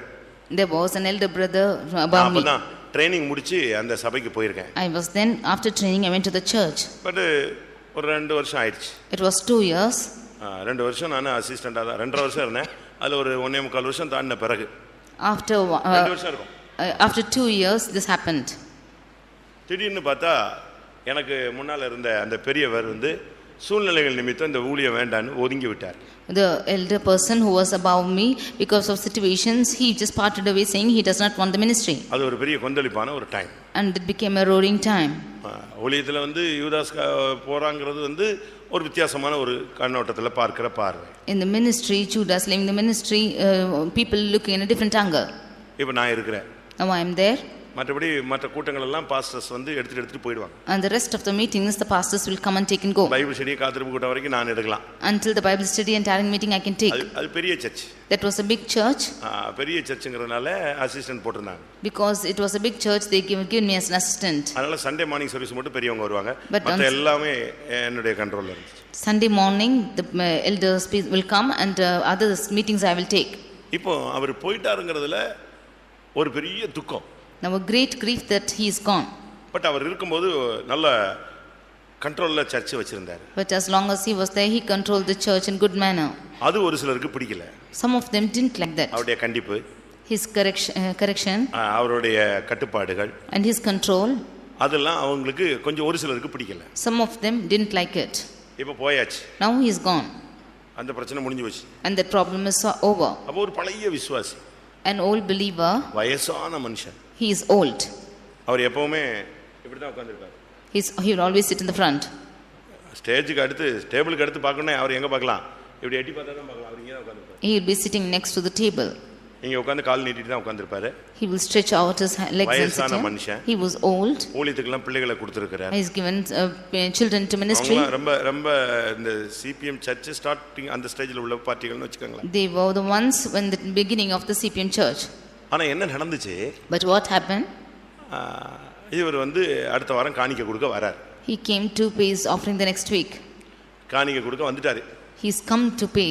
நான் யார்ட்ட கொடுக்கணும் அப்படினு என்னைய கேட்டாரு. He asked me as to whom I should give the offering to. பெரிய சிஸ்டர்ட்ட கொடுக்கணுமா உங்ககிட்ட கொடுக்கணுமா? Should I give to the elder sister or to you? நான் சொன்னேன் நீங்க யார்ட்டினாலும் கொடுக்கலாம். I said whomever you want to you can give. அவங்ககிட்ட கொடுத்தாலும் ஒண்ணுதான், என்கிட்ட கொடுத்தாலும் ஒண்ணுதான். Whether you give it into their hands or my hands, it's the same. ஏன்னா எல்லாருக்கும் ஒரே பை தானே. Because all have one pocket. தனித்தனி எல்லாரும் பாக்கெட்ல அவங்களுக்கு கொடுத்த உடனே அவங்க அப்படி தூக்கிட்டு போறது, நான் இப்படி கொடுத்தா இப்படி போறது அப்படி கிடையாது. We don't have the custom of them carrying each of them their share. அப்படின்னு நான் சொன்னேன் எங்க கொடுத்தாலும் ஒண்ணுதான், நோ ப்ராப்ளம், அது உங்களுடைய விருப்பம்னு சொன்னேன். I said it's your desire and whomever you gives it's not a problem. அப்போ நீங்களே வெச்சுக்கோங்க அப்படினாரு. Then he said you keep to yourself. சரின்னு சொன்னேன். Then I said all right. உடனே காசு எடுத்து அப்படி விரிச்சு இந்த கல்யாண வீட்ல கொடுக்கிற மாதிரி கொடுத்தார். Immediately he spread the money like that and as in the wedding place he gave that money. அது ரெண்டு கையில இப்படி பிடிச்சு இப்படி கொடுத்தார். And with both hands he gave to me. ரொம்ப வயசான மனுஷன். He was too old. நான் ரொம்ப சின்ன பையன். I was too small. எனக்கு அப்ப 22 வயசு. I was only 22 years. அவருக்கு 72 வயசு இருக்கு. He was 72. இப்படி கொடுத்தார். He spread and gave it. இப்படி விரிச்சு கையில கொடுத்த உடனே நானே யார என்ன செய்ய முடியும், ஒரு விசுவாசி காணி கொடுக்கும்போது என்ன செய்வாங்க, நானே அப்படி கை நீட்டிட்டேன். When he spread his hands and gave, I also stretched out my hand. அப்படி ஸ்டாப் பண்ணிட்டாரு. He stopped with it. என் கை போயிட்டு இருக்கு, அவர் நிப்பாட்டிட்டார். He stopped giving when I was stretching my hands. நீங்க ஓடி போக மாட்டீங்கல்ல? He asked me, will you also will not run away? எப்படி இருக்கும்? You see how it இப்ப will நமக்கு be. சிரிப்பா இருக்கு. எனக்கு அப்படி சூசைட் பண்ணி கழுத்தை ஒருத்தன் நெரிச்சு கொன்னுட்டான் அப்படிங்கிற மாதிரி ஆயிடுச்சு. I felt someone is squeezing me by my throat and I'm dead. அந்த அவர் அந்த காசை கொடுக்காம நீ எல்லாம் ஊழியக்காரனான்னு கழுத்தை பிடிச்சு கொண்டிருந்தா கூட நான் நெஞ்சிருப்பேன், செத்து சியோனுக்கு போயிட்டு இருப்பேன். Without giving that money, even if he had squeezed me to death, I would have gone to Zion. எனக்கு ஒண்ணுமே ஓடல. காசு இப்போ வாங்கவா விட்டுறவா, அவர் கொடுக்குற மாதிரி இல்லை. இப்போ Now the option is whether to receive it or leave it. இந்த வார்த்தை கேட்ட உடனே எனக்கு அப்படியே தலையெல்லாம் சுத்திடுச்சு. சா, இப்படி ஒரு நிலவரம் வந்துருச்சு நமக்குன்னு யோசிச்சேன். I was spinning around when he asked such a question because he asked in such a way. நான் சொன்னேன், இயேசு ஜீவிக்கிறார்னு நான் விசுவாசிக்கிறேன், அவர் உயிரோடு இருக்கிற வரைக்கும் நான் இருப்பேன்னு நினைக்கிறேன் அப்படின்னு சொன்னேன். Then I said, I believe Jesus is alive. As long as he is alive, I will be in ministry. பட்டுன்னு அப்படி வார்த்தை வந்துச்சு. அவர் உயிரோடு இருக்கிறாருன்னு நினைக்கிறேன், அவரோட உயிரோடு இருந்தா நானும் கடைசி வரைக்கும் இருப்பேன் அப்படின்னு சொன்னேன். Immediately I said, I think he is alive. If he is alive, I will be there to the last. அப்ப நீங்களே வச்சுக்கோங்கன்னு கொடுத்துட்டார். Then he said, you keep it for yourself. எவ்வளவு தெரியுமா? You know how much it was? ஒரு 20 ரூபாயும் ஒரு 10 ரூபாயும். 120 rupees and another 10 rupees. 30 ரூபாயை கொடுத்துட்டு அந்த ஆள் சொன்னது இப்ப 30 வருஷம் ஆக போகுது, எனக்கு மறக்கவே மாட்டேங்குது. Giving that 30 rupees, even after 30 years, I couldn't forget that words. அப்போ நான் அந்த காசை எடுத்துட்டு நான் வீட்டுக்கு புறப்பட்டு வந்தேன்னா தூத்துக்குடிக்கு திண்டிவனத்தில் இறங்கி நடந்தா வரணும். If I had got that money and would have come to my house, I should have got that Dindivanam, should have come walking.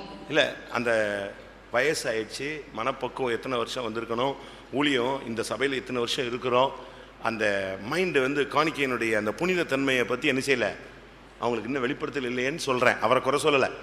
I don't want to accuse him, but that mind that he was so aged and so much of doctrines he has heard, he could not have the divinity in him. நம்முடைய பாட்டை செஞ்சுட்டு அமைதியாக போயிடணும். அடுத்த பகுதியெல்லாம் அடுத்த ஒரு எஜமான் இருக்காரு, அவருக்கு இவங்கள்ட்ட நினைச்சுவாரு கணக்கு கேட்பார். அதனால தான் ரோமர்ல சொல்லியிருக்கு, அவன் விழுந்தாலும் எழுந்தாலும் அவன் எஜமானுக்கு அவன் யாரு, உத்தரவாதி. We should do our part and go slowly. That is why in Romans it is written, whether he stands or falls, he is in charge of his master. நீ அவனை பத்தி நீ கவலைப்படாத. You needn't worry about him. அப்படி ஒரு வசனம் இருக்குது, எனக்கு தெரியும். அவன் விழுந்தாலும் எழுந்தாலும் அவன் எஜமானுக்கு உத்தரவாதி. Whether he falls or stands, he is accountable to his master. அவனை பத்தி நீ தப்பா நீ எதுவும் குழப்ப வேண்டிய அவசியம் கிடையாது. You need not confuse him in a wrong way. தெரியுமா அப்படி வசனம்? ரோமர் 14:4. Romans 14:4. மற்றொருவனுடைய வேலைக்காரனை குற்றவாளியாக தீர்க்கிறதற்கு நீ யார்? அவன் நின்றாலும் விழுந்தாலும் அவனுடைய எஜமானுக்கே அவன் உத்தரவாதி. அவன் நிலை நிறுத்தப்படுவான். தேவன் அவனை நிலைநிறுத்த வல்லவராயிருக்கிறாரே. அதனால காணிக்கைய நாம வஞ்சிக்க கூடாது. வஞ்சிக்கிற சுபாவங்கிறது அது விழுந்து போன ஆவியினுடைய வல்லமை. Therefore we should not deceive the offerings, for deceptive spirit is the spirit of a fallen spirit. இன்னைக்கு अनेक குடும்பங்கள் ஆசீர்வதிக்கப்படாததுக்கு காரணம் என்ன? Today why are many families not blessed? அநேகருக்கு கையின் பிரயாசங்கள்ல முன்னேற்றம் இல்லாததுக்கு காரணம் என்ன? Many of them do not have progression in the labor of their hands. அநேகருடைய ஜெபங்கள் கேட்கப்படாமல் தடுக்கப்படுவதின் ரகசியம் என்ன? What is the secret that many of their prayers are not heard? பைபிள்ல சொல்லிருக்கு, உனக்கு கொஞ்சம் பலனும் இருந்து நீ மறுதலியாமல் எனக்காக நின்றபடியினால் உனக்கு திறந்த வாசலை தருவேன்னு சொல்றாரு. The word of God says that because you had a little strength and you had labored, I have kept an open door for you. கர்த்தர் உனக்கு கொஞ்சம் கொடுத்திருந்தாலும் நீ அதுல உண்மையா இருந்தா உனக்கு திறந்த வாசல் உண்டு என்று வெளிப்படுத்தல நாம் பார்க்கிறோம். 2ஆம் அதிகாரம் 3ஆம் அதிகாரம் 8ஆம் வசனத்தில். In Revelation chapter 3 verse 8 we see that you having a little strength, that you have not slack behind, therefore is an open door kept for you. ஆனபடியால் இந்த விஷயத்துல நாம் வஞ்சிக்கிற தன்மையை நிறுத்த வேண்டும். Therefore we should stop the works of deception. இரண்டாவது, இவங்க பரிசுத்த ஆவியினிடத்துல பொய் சொன்னார்கள். Secondly, they lied against the Holy Ghost. நாம சொல்ற பொய்கள் எல்லாமே பரிசுத்த ஆவியினிடத்துல சொல்ற பொய்யாகத்தான் கணக்கில் எடுக்கப்படுகிறது. All the lies that we utter is written in account as we are lying to the Holy Spirit. 5ஆம் அதிகாரம் 3ஆம் வசனத்துல நீ வஞ்சித்து வைத்து பரிசுத்த ஆவியினிடத்தில் நீ பொய் சொன்னாய். Chapter 5 verse 3 it is said that you have deceived and you have lied to the Holy Ghost. ஒருவேளை நீங்க புருஷன்ட்ட சொல்லலாம். You might lie to your husband. மனைவிட்ட சொல்லலாம். You might lie to your wife. பெற்றோர்கிட்ட பொய் சொல்லலாம். You might lie to your parents. ஊழியக்காரங்கிட்ட பொய் சொல்லலாம். You might lie to the servants of God. கர்த்தர் அத கணக்கு எடுக்கும்போது தன்னிடத்துல பொய் சொன்னதான் சொல்றார். But when the Lord asks accounts of it, he says that he is lying to himself. தன்னுடைய சொந்த சொத்தை பங்கு வாங்கி கொண்டு அழித்து விட்டு வந்ததானே அந்த மகன் அறிக்கையிடும் பொழுது பரத்துக்கு விரோதமான குற்றம் என்று சொன்னான். When the son who has got his own possession and destroyed it and come, he is telling that he is sinned against heaven. உரியாவின் மனைவியை தன்னுடைய சொந்த மனைவியாக மாற்றி உரியாவை கொன்று போட்டதான அந்த சூழ்நிலையை தாவீது தன்னுடைய சங்கீதத்தில் சொல்லும் பொழுது, when David is saying of the incident where he has killed Uriah and taken his wife to himself, சங்கீதம் 51:4 தேவரீர் ஒருவருக்கு விரோதமாகவே நான் பாவம் செய்தேன். Psalm 51:4 he says, against thee only O Lord I have sinned. அவன் செஞ்சது உரியாவுக்கு விரோதமானது. What he has done is against Uriah. ஆனா அறிக்கையில வரும் பொழுது தேவரீர் ஒருவருக்கே விரோதமாய் நான் பாவம் செய்தேன். But when he comes to confession, he says that against thee alone have I sinned. From this word do we understand? எந்த பொய் யார்ட்ட சொன்னாலும், எங்க சொன்னாலும், வீட்ல சொன்னாலும், காட்டுல சொன்னாலும், நாட்டுல சொன்னாலும், சபையில சொன்னாலும் அது பரிசுத்த ஆவிக்கு விரோதமா சொல்ற ஒரு அனுபவம். Any lie we speak in our house or in our lands or in a church, if we can say that it is we are lying against the Holy Ghost. எப்படி ஒரு விசுவாசி பொய் சொல்ல முடியும்? How can a believer lie? எப்படி ஒரு ஊழியக்காரன் பொய் சொல்ல முடியும்? How can a servant of God lie? அதனுடைய இன்னொரு விளக்கம் என்னன்னா, சாத்தான் அவன் இருதயத்தை நிரப்பிட்டான்னு அர்த்தம். Another explanation to this is Satan has filled his heart. வேதம் என்ன சொல்லுகிறது? What does the word of God say? இருதயத்தின் நிறைவினால் வாய் பேசும். Out of the fullness of the heart the mouth speaketh. அப்ப இருதயத்தை சாத்தான் நிரப்புனாதான் உன் வாயில இருந்து பொய் வரும், இல்லனா பொய் வரவே வராது. So only if the heart is filled by Satan with lies, the lies will come out of your mouth. அடுத்து இங்க சொல்லி இருக்கிறது, நீ உன் இருதயத்தில் இப்படிப்பட்ட எண்ணம் கொண்டது என்ன? Nextly it is said, why did you have such a thought in your mind? ஒரு நமக்கு இந்த நாட்கள்ல தவறான எண்ணங்கள் ரொம்ப இருக்கு. These days we have wrong thoughts. அது என்ன தவறான எண்ணம்? What are those? இவனுக்கும் வந்த தவறான எண்ணம் தெரியுமா? What is the wrong thought between him and her? என்ன வந்துச்சு? What was their thought? இவங்க ரெண்டு பேருக்கு வந்த தவறான எண்ணம் என்னன்னா, ஒருவேளை இந்த சபை நிக்காம போயிடுச்சுன்னா, their wrong thoughts was, maybe this church is not able to stand. இன்னும் கொஞ்ச நாள்ல எல்லாரும் சொத்துக்கு கொடுப்பான், எல்லாம் காலி ஆச்சுன்னா என்ன பண்ணுவாங்க? Maybe he is giving to everybody and a few days everything is empty. What will they do? அப்ப members only few members were there in the church. கொஞ்சம் ஆளு தான் இருக்காங்க. Only few of them. இந்த கொஞ்ச பேரும் தொத்த வித்து கொடுத்தாச்சு. And even the few sold their lands and gave. இப்போ எழுப்புதல்ல போயிட்டு இருக்கு. Now it's going on revival. ஒரு சிலர் இப்ப வேலைக்கு போக மாட்டான், ஏன்னா சாப்பாடுக்கு பிரச்சனை இல்ல, அதனால இவன் இனிமே அல்லேலியா போட்டுட்டு ஊழியம் செய்ய போறான், அதுன்னு ஏதாவது ஒன்னு கதை சொல்லிடுவான். Some of them will not get it and saying that he is in revival, that he will go to do the ministry, he will go. இந்த பணம் எல்லாம் காலி ஆயிடுச்சு. This money will be empty. இந்த ஊழியக்காரங்க என்ன பண்ணுவாங்க? And what do the servants of God do? இந்த ஜனங்க எல்லாம் என்ன பண்ணுவாங்க? What will the people do? அப்படி ஒரு கட்டம் வந்தால், if such a time comes, வருங்காலத்தை குறித்து ஒரு நம்பிக்கையற்ற ஒரு நிலவரம் அவங்களுக்குள்ள வந்துருச்சு. They had a state where they have no hope of the future. இன்னொரு தாட் எப்படின்னா, next thought was, நம்ம வித்து எல்லாருக்கும் கொடுக்கணுமா? should we sell and give to all? நம்ம பணத்துல அவன் சாப்பிடணுமா? Should others eat of our share? We don't want. மூணாவது என்ன? Thirdly, எல்லாரும் கொடுக்கறாங்க, நம்ம கொடுக்கலனா நம்மள என்ன நினைப்பான்? if when others are giving, if we don't give, what will others think? மத்தவன் என்ன நினைப்பான்னு நீ வட்டிக்கு வாங்கி கடன் கொடுக்காத, காணிக்க கொடுக்காத. If others are going to think wrong of you, you don't ask for debt and give them. மத்தவங்க காணிக்க கொடுக்கறான்னு சொல்லிட்டு நீ போய் கடன் வாங்கி காணிக்க கொடுக்க கூடாது. Because others are giving the offering, don't get debts and give offering. உனக்கு இருந்தா கொடு. If you have, give. இல்லனா நீ காணிக்க கொடுக்கணும்னு ஒண்ணும் கட்டாயமே கிடையாது. Or else it's not a compulsion to give an offering. அவன் ஒரு 10000 ரூபாய் கொடுக்கும்போது நான் 100 ரூபாய் கொடுக்கலனா அது என்ன அப்படினு சொல்லிட்டு போய் 100 ரூபாய்க்கு அவன்கிட்ட கைய ஏந்த வேண்டிய அவசியம் இல்ல. When he is giving 10,000, even if I should not give 100, if you go and ask for debts and come, it's not yours. இவங்களுக்குள்ள வருங்காலத்தை குறித்த ஒரு क्वेश्चन வந்து நின்னுடுச்சு. Both of them had a question about the future. ஆனா அப்படினால இவங்களுடைய மைண்ட்ல அந்த பணத்தை கொஞ்சம் எடுத்து வைப்போம், பிற்காலத்துல ஏதாவது கொஞ்சம் குழப்பமா இருந்துச்சுனா நம்ம இத வச்சு என்ன செஞ்சிரலாம், ரன் பண்ணிக்கலாம். They in their mind they thought of taking some money and keeping behind, and if there's any confusion in future we can வருங்காலத்தை குறித்து ஒரு விசுவாசிக்கு கவலையே இருக்க கூடாது. The believer should not have a problem about the future. அப்படிதானே? வருங்காலத்தை குறித்து நீ கவலைப்படாத, வருங்காலத்தை குறித்து என்னிடத்துல கேளு, வருங்காலத்தை குறித்து மகிழ்ச்சியா இருந்தா பைபிள் சொல்லுது. You should not be mindful about the future and you should not be worried about it. You ask of me of things to come. நீதிமொழிகள்ல நீங்க கடைசி அதிகாரத்துல பாத்தீங்கன்னா, in Proverbs last chapter, அவள் தன் வருங்காலத்தை குறித்து மகிழ்கிறாள். She is rejoicing of a future. நீதிமொழிகள் 31:25. Proverbs 31:25. அவளுடைய பலமும் அலங்காரமாய் இருக்கிறது, வருங்காலத்தை பற்றியும் மகிழுகிறாள். வருங்காலத்தை குறித்தும் அவள் என்ன செய்கிறாள், மகிழுகிறாள். She shall rejoice in times to come. தீர்க்கதரிசன புத்தகத்துல என்ன சொல்லி இருக்கு? In the prophetical books we can read, வருங்காலத்தை குறித்து என்னிடத்துல கேளு, you ask of me for times to come. பிள்ளைகளை பத்தி என்னிடத்துல கட்டளை கொடு, you command me of your children. ஏசாயா 45:11. Isaiah 45:11. இஸ்ரவேலரின் பரிசுத்தரும் அவனை உருவாக்கினவருமாய கர்த்தர் சொல்கிறதாவது, வருங்காரியங்களை என்னிடத்தில் கேளுங்கள், என் பிள்ளைகளை குறித்தும் என் கரங்களின் கிரியைகளை குறித்தும் எனக்கு கட்டளையிடுங்கள். நீங்க இனிமே இப்படி ஆயிடுமோ, இப்படி ஆயிட்டா அப்படி ஆயிருமோ, இப்படி ஆயிருமோ, அது ஆயிடுமோ, இது ஆயிடுமோ, இப்படிலாம் நீ திங்க் பண்ண வேண்டாம். கர்த்தர் எல்லாம் நன்மையா செய்வார்னு விசுவாசி. You need not think that such a thing will happen to me or such things will exist. You ask the Lord of things to come. அதனால தான் அங்க பேதுரு கேக்குறாரு, உன்னுடைய இருதயத்தில் தப்பான எண்ணம் கொண்டது என்ன? That is why Peter is asking, why hast thou conceived this thing in thy heart? இப்படிப்பட்ட எண்ணம் கொண்டது என்ன? Why did thou have such a thing in your heart? நீ தெய்வத்தை முக்காலத்திலும் விசுவாசிக்க வேண்டும். You should believe in the Lord in all the three times. கடந்த காலத்துக்கு நீ விசுவாசிக்க வேண்டும், நிகழ்காலத்துக்கு விசுவாசிக்க வேண்டும், வருங்காலத்துக்கு விசுவாசிக்க வேண்டும். You should believe on the Lord for the past, present and future times. 2 கொரிந்தியர் 1:10 பார்க்கும் பொழுது, 2 Corinthians 1:10, 2 கொரிந்தியர் 1:10, அப்படிப்பட்ட மரணத்தினின்றும் அவர் எங்களை தப்புவித்தார், இப்பொழுதும் தப்புவிக்கிறார், இன்னும் தப்புவிப்பார் என்று அவரை நம்பி இருக்கிறோம். தப்புவித்தார், தப்புவிக்கிறார், தப்புவிப்பார். We trust that he has delivered, he will deliver, and he is delivering. ஏற்கனவே தப்புவித்தார், he is already delivered, இப்பொழுது தப்புவிக்கிறார், he is now delivering, இனிமேலும் தப்புவிப்பார், and he will yet deliver. நாங்கள் அவரையே 3 காலத்துக்கும் அவரையே நாங்கள் நெஞ்சிருக்கிறோம், நம்பிக்கொண்டிருக்கிறோம். We are trusting in him for all the 3 times. அதை விட்டுட்டு நீ வந்துட்டு அப்படி நடந்து விட்டால் இப்படி நடந்து விட்டால்ங்கிறதெல்லாம் நீ சிந்திக்க கூடாது. ஏன்னா நீ அவிசுவாசி அல்ல. Leaving this, you should not have unbelief that such a thing will happen or not.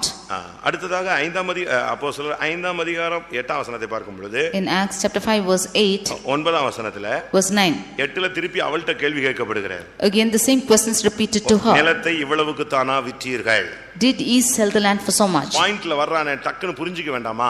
When he is coming in the point, should she not understand it? இவ்வளவுக்கு தானா விற்றீர்கள் அப்படின்னு கேட்ட உடனே நம்ம வீட்டுக்காரர் 3 மணி நேரத்துக்கு முன்னால போயிருக்காரு, என்னத்தை சொன்னாரோ ஸ்தோத்திரம் பண்ணிட்டு டப்புன்னு உண்மையாக சொல்லியிருந்தா சாவாம வீட்டுக்கு போயிருக்கலாம். Had she thought that her husband is gone front, so she should tell the truth, she would have gone alive home. நீ உடனே வந்துடாத. She came immediately. யார் புருஷன் சொல்லிட்டு போயிருக்காரு, உடனே வந்துடாத. The husband is saying don't come immediately. தெரியாத மாதிரி 3 மணி நேரம் என்ன செய்ய கழிச்சு வா. As you don't know anything, come after 3 hours. ஆனா இவங்க போட்ட பிளான் வேற. நீ உடனே வராத, நீ என் சாவுல நீ அட்டெண்ட் பண்ணிடுவ, அதனால என்னை அடக்கம் பண்ண பிறகு வான்னு சொல்லிட்டு மறைமுகமா சொல்லிட்டு போன மாதிரி இருக்கு. It is said, it is like the hidden thing that he said, you don't come immediately, you will attend my funeral, so come after 3 hours. நீ என் சாவுல கலந்துக்கிட்டேன்னு நீ தப்பிடுவ. You will, if you come in my funeral, then you will escape. அதனால என்னை அடக்கம் பண்ணிட்டு வர்ற வரைக்கும் நீ wait பண்ணிட்டு 3 மணி நேரம் கழிச்சு வான்னு சொன்னானா? So should you wait for 3 hours after my funeral and you can come, he said. வந்தாச்சு, வந்த உடனே கேக்குறார். When she came, he is asking. வந்த உடனே கேக்குறார். பேதுரு அவர் மனைவியை பார்த்த உடனே நிலத்தை இவ்வளவுக்கு தானா விற்றீர்கள்? When Peter saw his wife, he is asking, tell me if you have sold the land for so much. எனக்கு சொல். You say. வண்டி ஹார்டா மாறிட்டு வார்த்தைகள் வித்தியாசம் வந்துட்டு உடனே ஸ்தோத்திரம் ஸ்தோத்திரம் ஸ்தோத்திரம்னு முழங்கால போட்டுருக்கணும். He is harshly asking such words. Immediately she should have knelt down. இங்கதான் ரொம்ப ஸ்டெடியான ரெண்டு பேரும் அக்ரிமெண்ட்ல வந்திருக்காங்களே. Both of them have come in steady agreements. போய் சொன்னாலும் சொல்லுவோம், செத்தாலும் ஒன்றாய் சாவும். If we should lie, let us lie and die together. அப்படி ரெண்டு பேரும் தெளிவான முடிவுல வந்திருக்காங்கன்னு யாருக்கும் தெரியாது. Nobody knew that they have come with such a decision. அவளுக்கு புரிஞ்சிக்கிச்சு ஏதோ ப்ராப்ளம் ஆயிருக்கு, நம்மால ஒரு ரேட் சொல்லிருக்காரு, நம்மட்ட சொன்ன மாதிரி தான் சொல்லிருப்பாரு. ஆம், இவ்வளவுக்கு தான். She knew that some problem gone and he would have told that, and therefore she said that it's only for so much. கர்த்தருடைய ஆவியை நீங்கள் சோதித்து விட்டீர்கள். Then he said, how is it that you agree to get the Spirit of the Lord? பரீட்சை பாராதிருப்பாயாக. Do not tempt the Lord thy God. கர்த்தரை பரீட்சை பார்க்க கூடாது. You should not tempt the Lord. கர்த்தரை எப்ப பரீட்சை பார்க்கலாம்? When will we tempt the Lord? சொல்லுங்க, எப்ப பரீட்சை பார்க்கலாம்? தெரியாதா? தசம பாகத்துல மட்டும்தான் செக் பண்ணலாம். Only in tithes you should test the Lord. இடம் கொள்ளாமல் போக மட்டும் நான் உங்களை ஆசீர்வதிப்பேனோ இல்லையோ என்று நீங்கள் இந்த விஷயத்தில் மட்டும் என்னை சோதித்து பாருங்கள். You shall tempt me whether I will bless you and you can test me. 3:10 Malachi 3:10. உங்களை இடம் கொள்ளாமல் போக மட்டும் ஆசீர்வாதத்தில் ஆகாரம் உண்டாயிருக்கும்படிக்கு தசம பாகங்களை எல்லாம் பண்டசாலையிலே கொண்டு வாருங்கள். அப்பொழுது நான் வானத்தின் பலகணிகளை திறந்து இடங்கொள்ளாமற் போக மட்டும் உங்கள் மேல் ஆசீர்வாதத்தை வர்ஷிக்க மாட்டேனோ என்று அதனால் என்னை சோதித்து பாருங்கள் என்று சேனைகளின் கர்த்தர் சொல்கிறார். இதுல மட்டும்தான் நீ சோதிக்கலாம், மற்றபடி நீ பொய் சொல்லி ஏமாத்தி வஞ்சித்து ஆண்டவரை சோதிச்ச மரணம். It's only here you can prove the Lord, but if you tempt the Lord by saying a lie or deceiving, then you will die. அடுத்ததாக Nextly, அவர் கேக்குறாரு, தவறுக்கு நீங்கள் ஒருமனப்பட்டது என்ன? He is asking, why have God in one mind to do the wrong?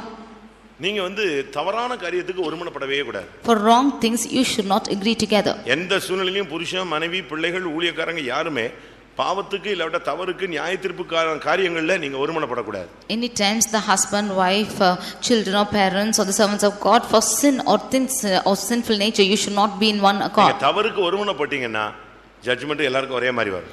If you agree together for sin, then judgment will be alike. நல்ல கவனமா நீங்க கவனிங்க. You hearken carefully.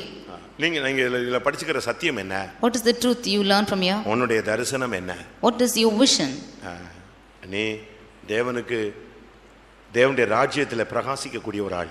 You are the one to shine out in the kingdom of God. பரலோக ராஜ்யத்தின் அஸ்திபார கற்கள் இணைக்கப்பட வேண்டிய ஒரு ஆள். You should be the one joined with the foundation stones of heaven. கர்த்தருடைய தயவு உனக்கு இருந்தது. You had the goodness of the Lord. கர்த்தர் உன்னை மூடி பாதுகாக்கிறார். The Lord has hiding you and preserving. உன் காணிக்கையின் மூலமாய் ஆசாரியனை திருப்திப்படுத்த விரும்புகிறார். By your offerings he want to satisfy the priest. உன் காணிக்கையின் மூலமாய் ஆலயத்தை பராமரிக்க விரும்புகிறார். By your offerings he want to take care of the house of God. உன் காணிக்கையின் மூலமாக ஏழைகளை பராமரிக்க விரும்புகிறார். By your offerings he want to take care of the poor. பரதேசியையும் பரிசுத்த ஸ்தலத்தையும் பரிசுத்தவான்களையும் பராமரிப்பதுதான் உன்னுடைய காணிக்கையின் செயல். And your offering should be taking care of the priest, the house of God and the poor. ஒன்று பரிசுத்த ஆலயம். Firstly, your Holy Spirit. பராமரிப்பது ஒன்று பரிசுத்த ஆலயத்தை பராமரிப்பது. Firstly, you should take care of the temple of God. இரண்டாவது பரிசுத்தவான்களை பராமரிப்பது. Secondly, the saints of God. மூன்றாவது ஒண்ணுமில்லாத பரதேசியை பராமரிப்பது. Thirdly, caring the poor. இதுக்கு தான் உன் காணிக்கை அங்கே ஏற்றுக்கொள்ளப்பட வேண்டும். இதுதான் உன் காணிக்கை பயன்படுத்தப்பட வேண்டிய வழிமுறைகள். That is why the Holy Spirit you should make use of the offering, and these are the ways you should make use of it. ஆனா இவங்களுக்கு அந்த தரிசனம் அடிபட்டு போய் விட்டது. But they have lost their vision. அதுல பாதி எடுத்து வச்சிட்டாங்க. They have deceived half. ஒரு போர்ஷன் எடுத்து வச்சிட்டாங்க. They have deceived a portion of it. அந்த போர்ஷன் எடுத்து வச்சதனால என்ன நடந்தது? What was happening because they deceived the portion? பரலோகத்துல இருந்த அந்த நல்ல போர்ஷன் போயிடுச்சு. The portion in good heaven they have lost it. இவங்க எடுத்து வச்சது பணத்துல ஒரு portion. They deceived only a portion of money. கர்த்தர் எடுத்தது என்னது? But what is the Lord? பரலோகத்துல இருக்கிற அந்த நல்ல பங்கு, அந்த portion. The good part in heaven the Lord has taken away from them. சங்கீதக்காரன் என்ன சொல்லுகிறான்? What does the psalmist say? நிலையான சுதந்திரம் எனக்கு உண்டு. I have an inheritance in heaven. நேர்த்தியான இடத்துல எனக்கு ஒரு பங்கு இருக்கிறது. In goodly places is my inheritance. 16ஆம் சங்கீதம் 6ஆம் வசனம். 16th Psalm verse 6. நேர்த்தியான இடங்களில் எனக்கு பங்கு கிடைத்தது, ஆம் சிறப்பான சுதந்திரம் எனக்கு உண்டு. இவளுக்கு அந்த பரலோக ராஜ்யத்துல அந்த புதிய எருசலேம்ல மதில்ல இருக்கக்கூடிய பிரகாசமான ஒரு கல்லா இருக்கக்கூடிய அந்த பங்கு கிடைச்சது. இந்த பங்கை எடுத்து வச்சதுனால அந்த கல்லை அங்கிருந்து பங்கு எடுத்து குப்பையில போட்டாரு. For her, she had a good portion in heaven.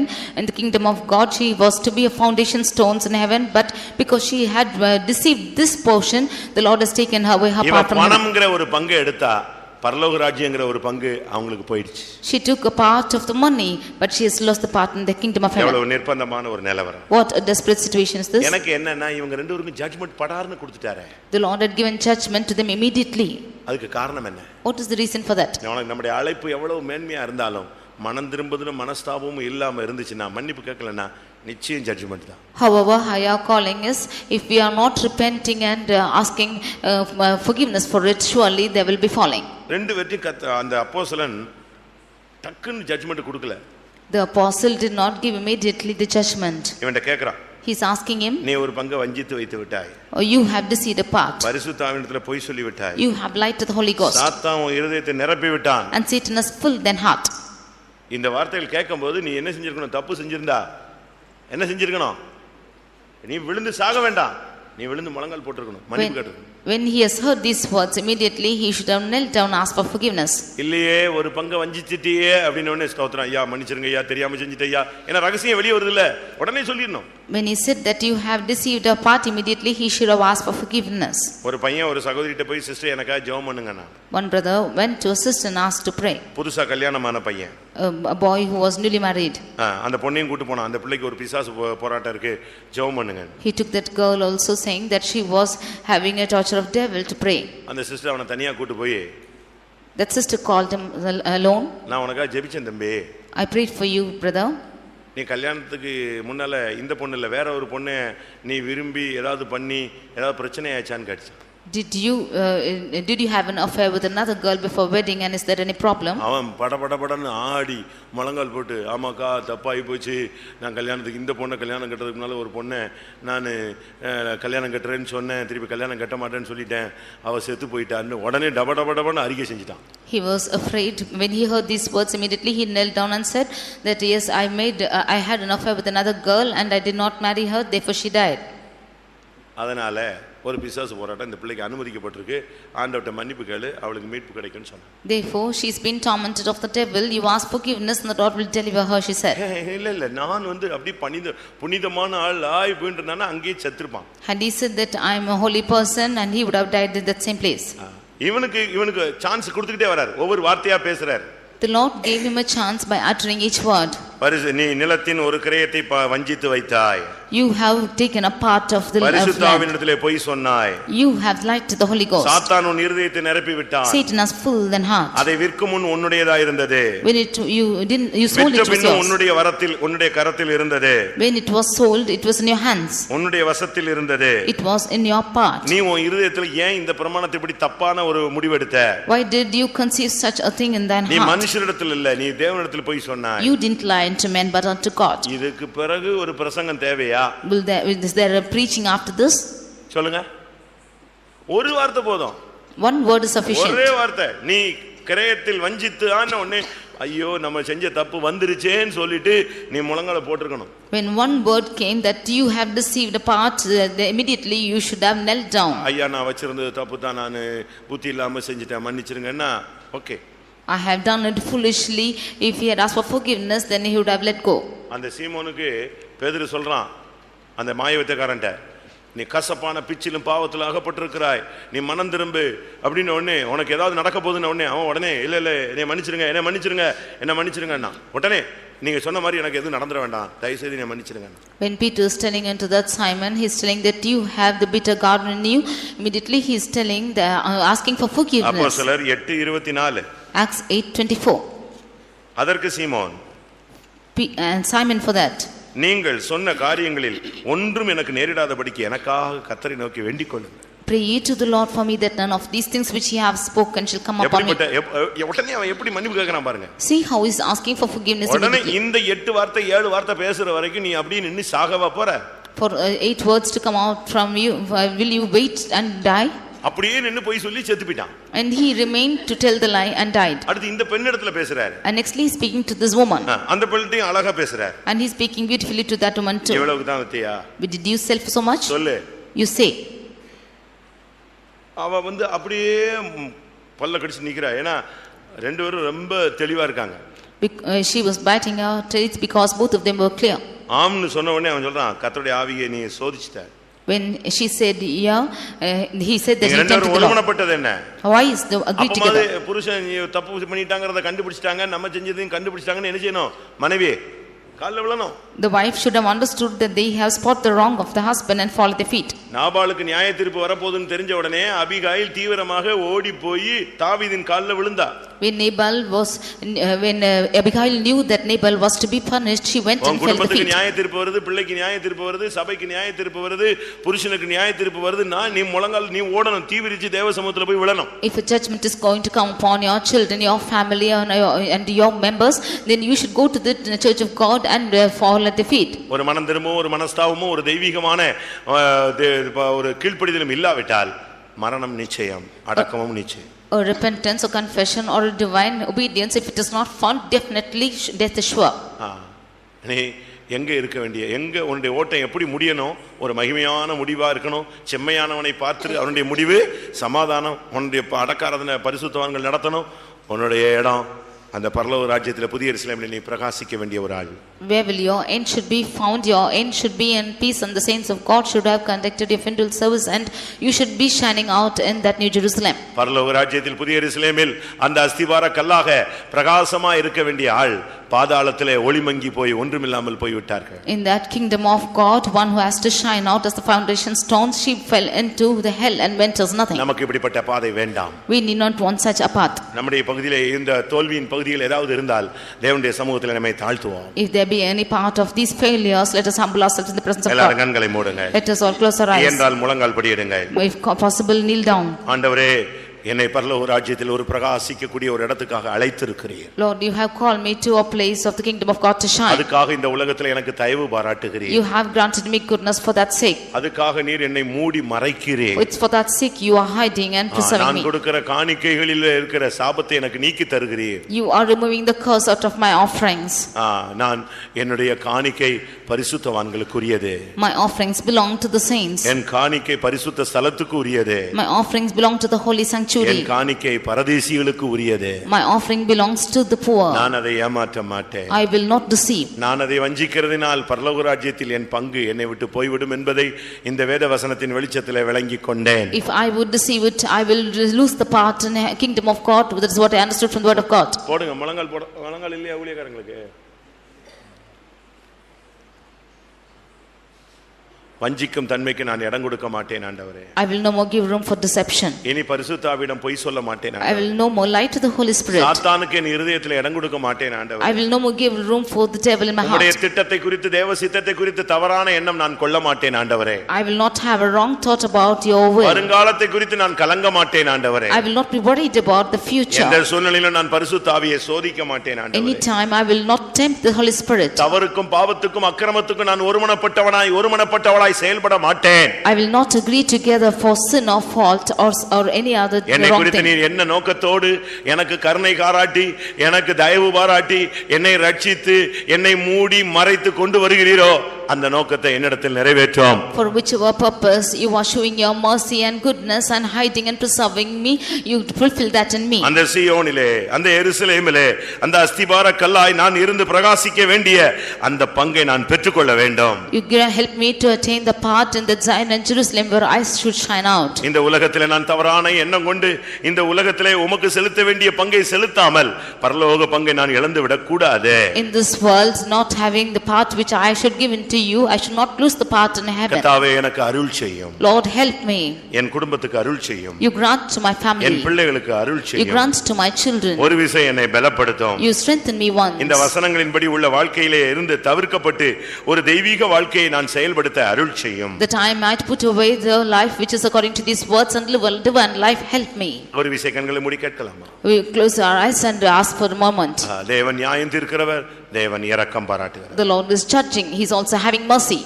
இரக்கத்தின் எல்லை வரை நீ போகும் பொழுது, மிஞ்சி போகும் பொழுதுதான் நியாய தீர்ப்பை நீ தொடுகிறாய். Only when you cross the limits of his mercy you reach judgment. அன்பின் கயிறுகள் அறுந்து போக இடம் கொடுக்க வேண்டாம். Do not give room for the cords of love to be அன்பின் broken. கயிறுகளால் என்னை கட்டி இழுத்துக் கொள்ளும் என்று கேள். You ask God to draw you by cords of love. அன்னியால் செப்பிராளுடைய வாழ்க்கை எனக்கு வேண்டாம். Do not அவருடைய want- அழைப்பின்படி உள்ள வாழ்க்கை வாழ அருள் செய்யும். Do not want to live a life of Ananias and Sapphira, but to live a life according to calling.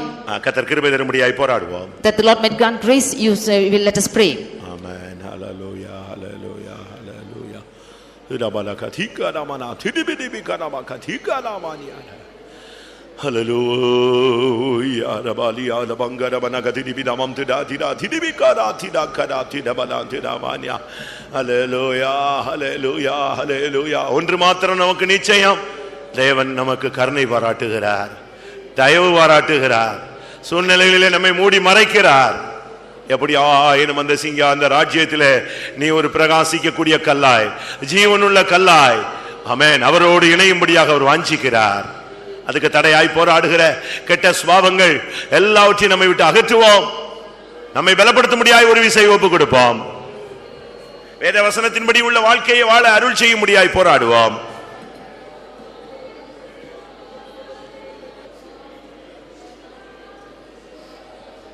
Hallelujah, hallelujah. Amen, amen, amen, amen, amen, amen, amen. Tudabalaka tidibikadaba katidibidavalam tidik.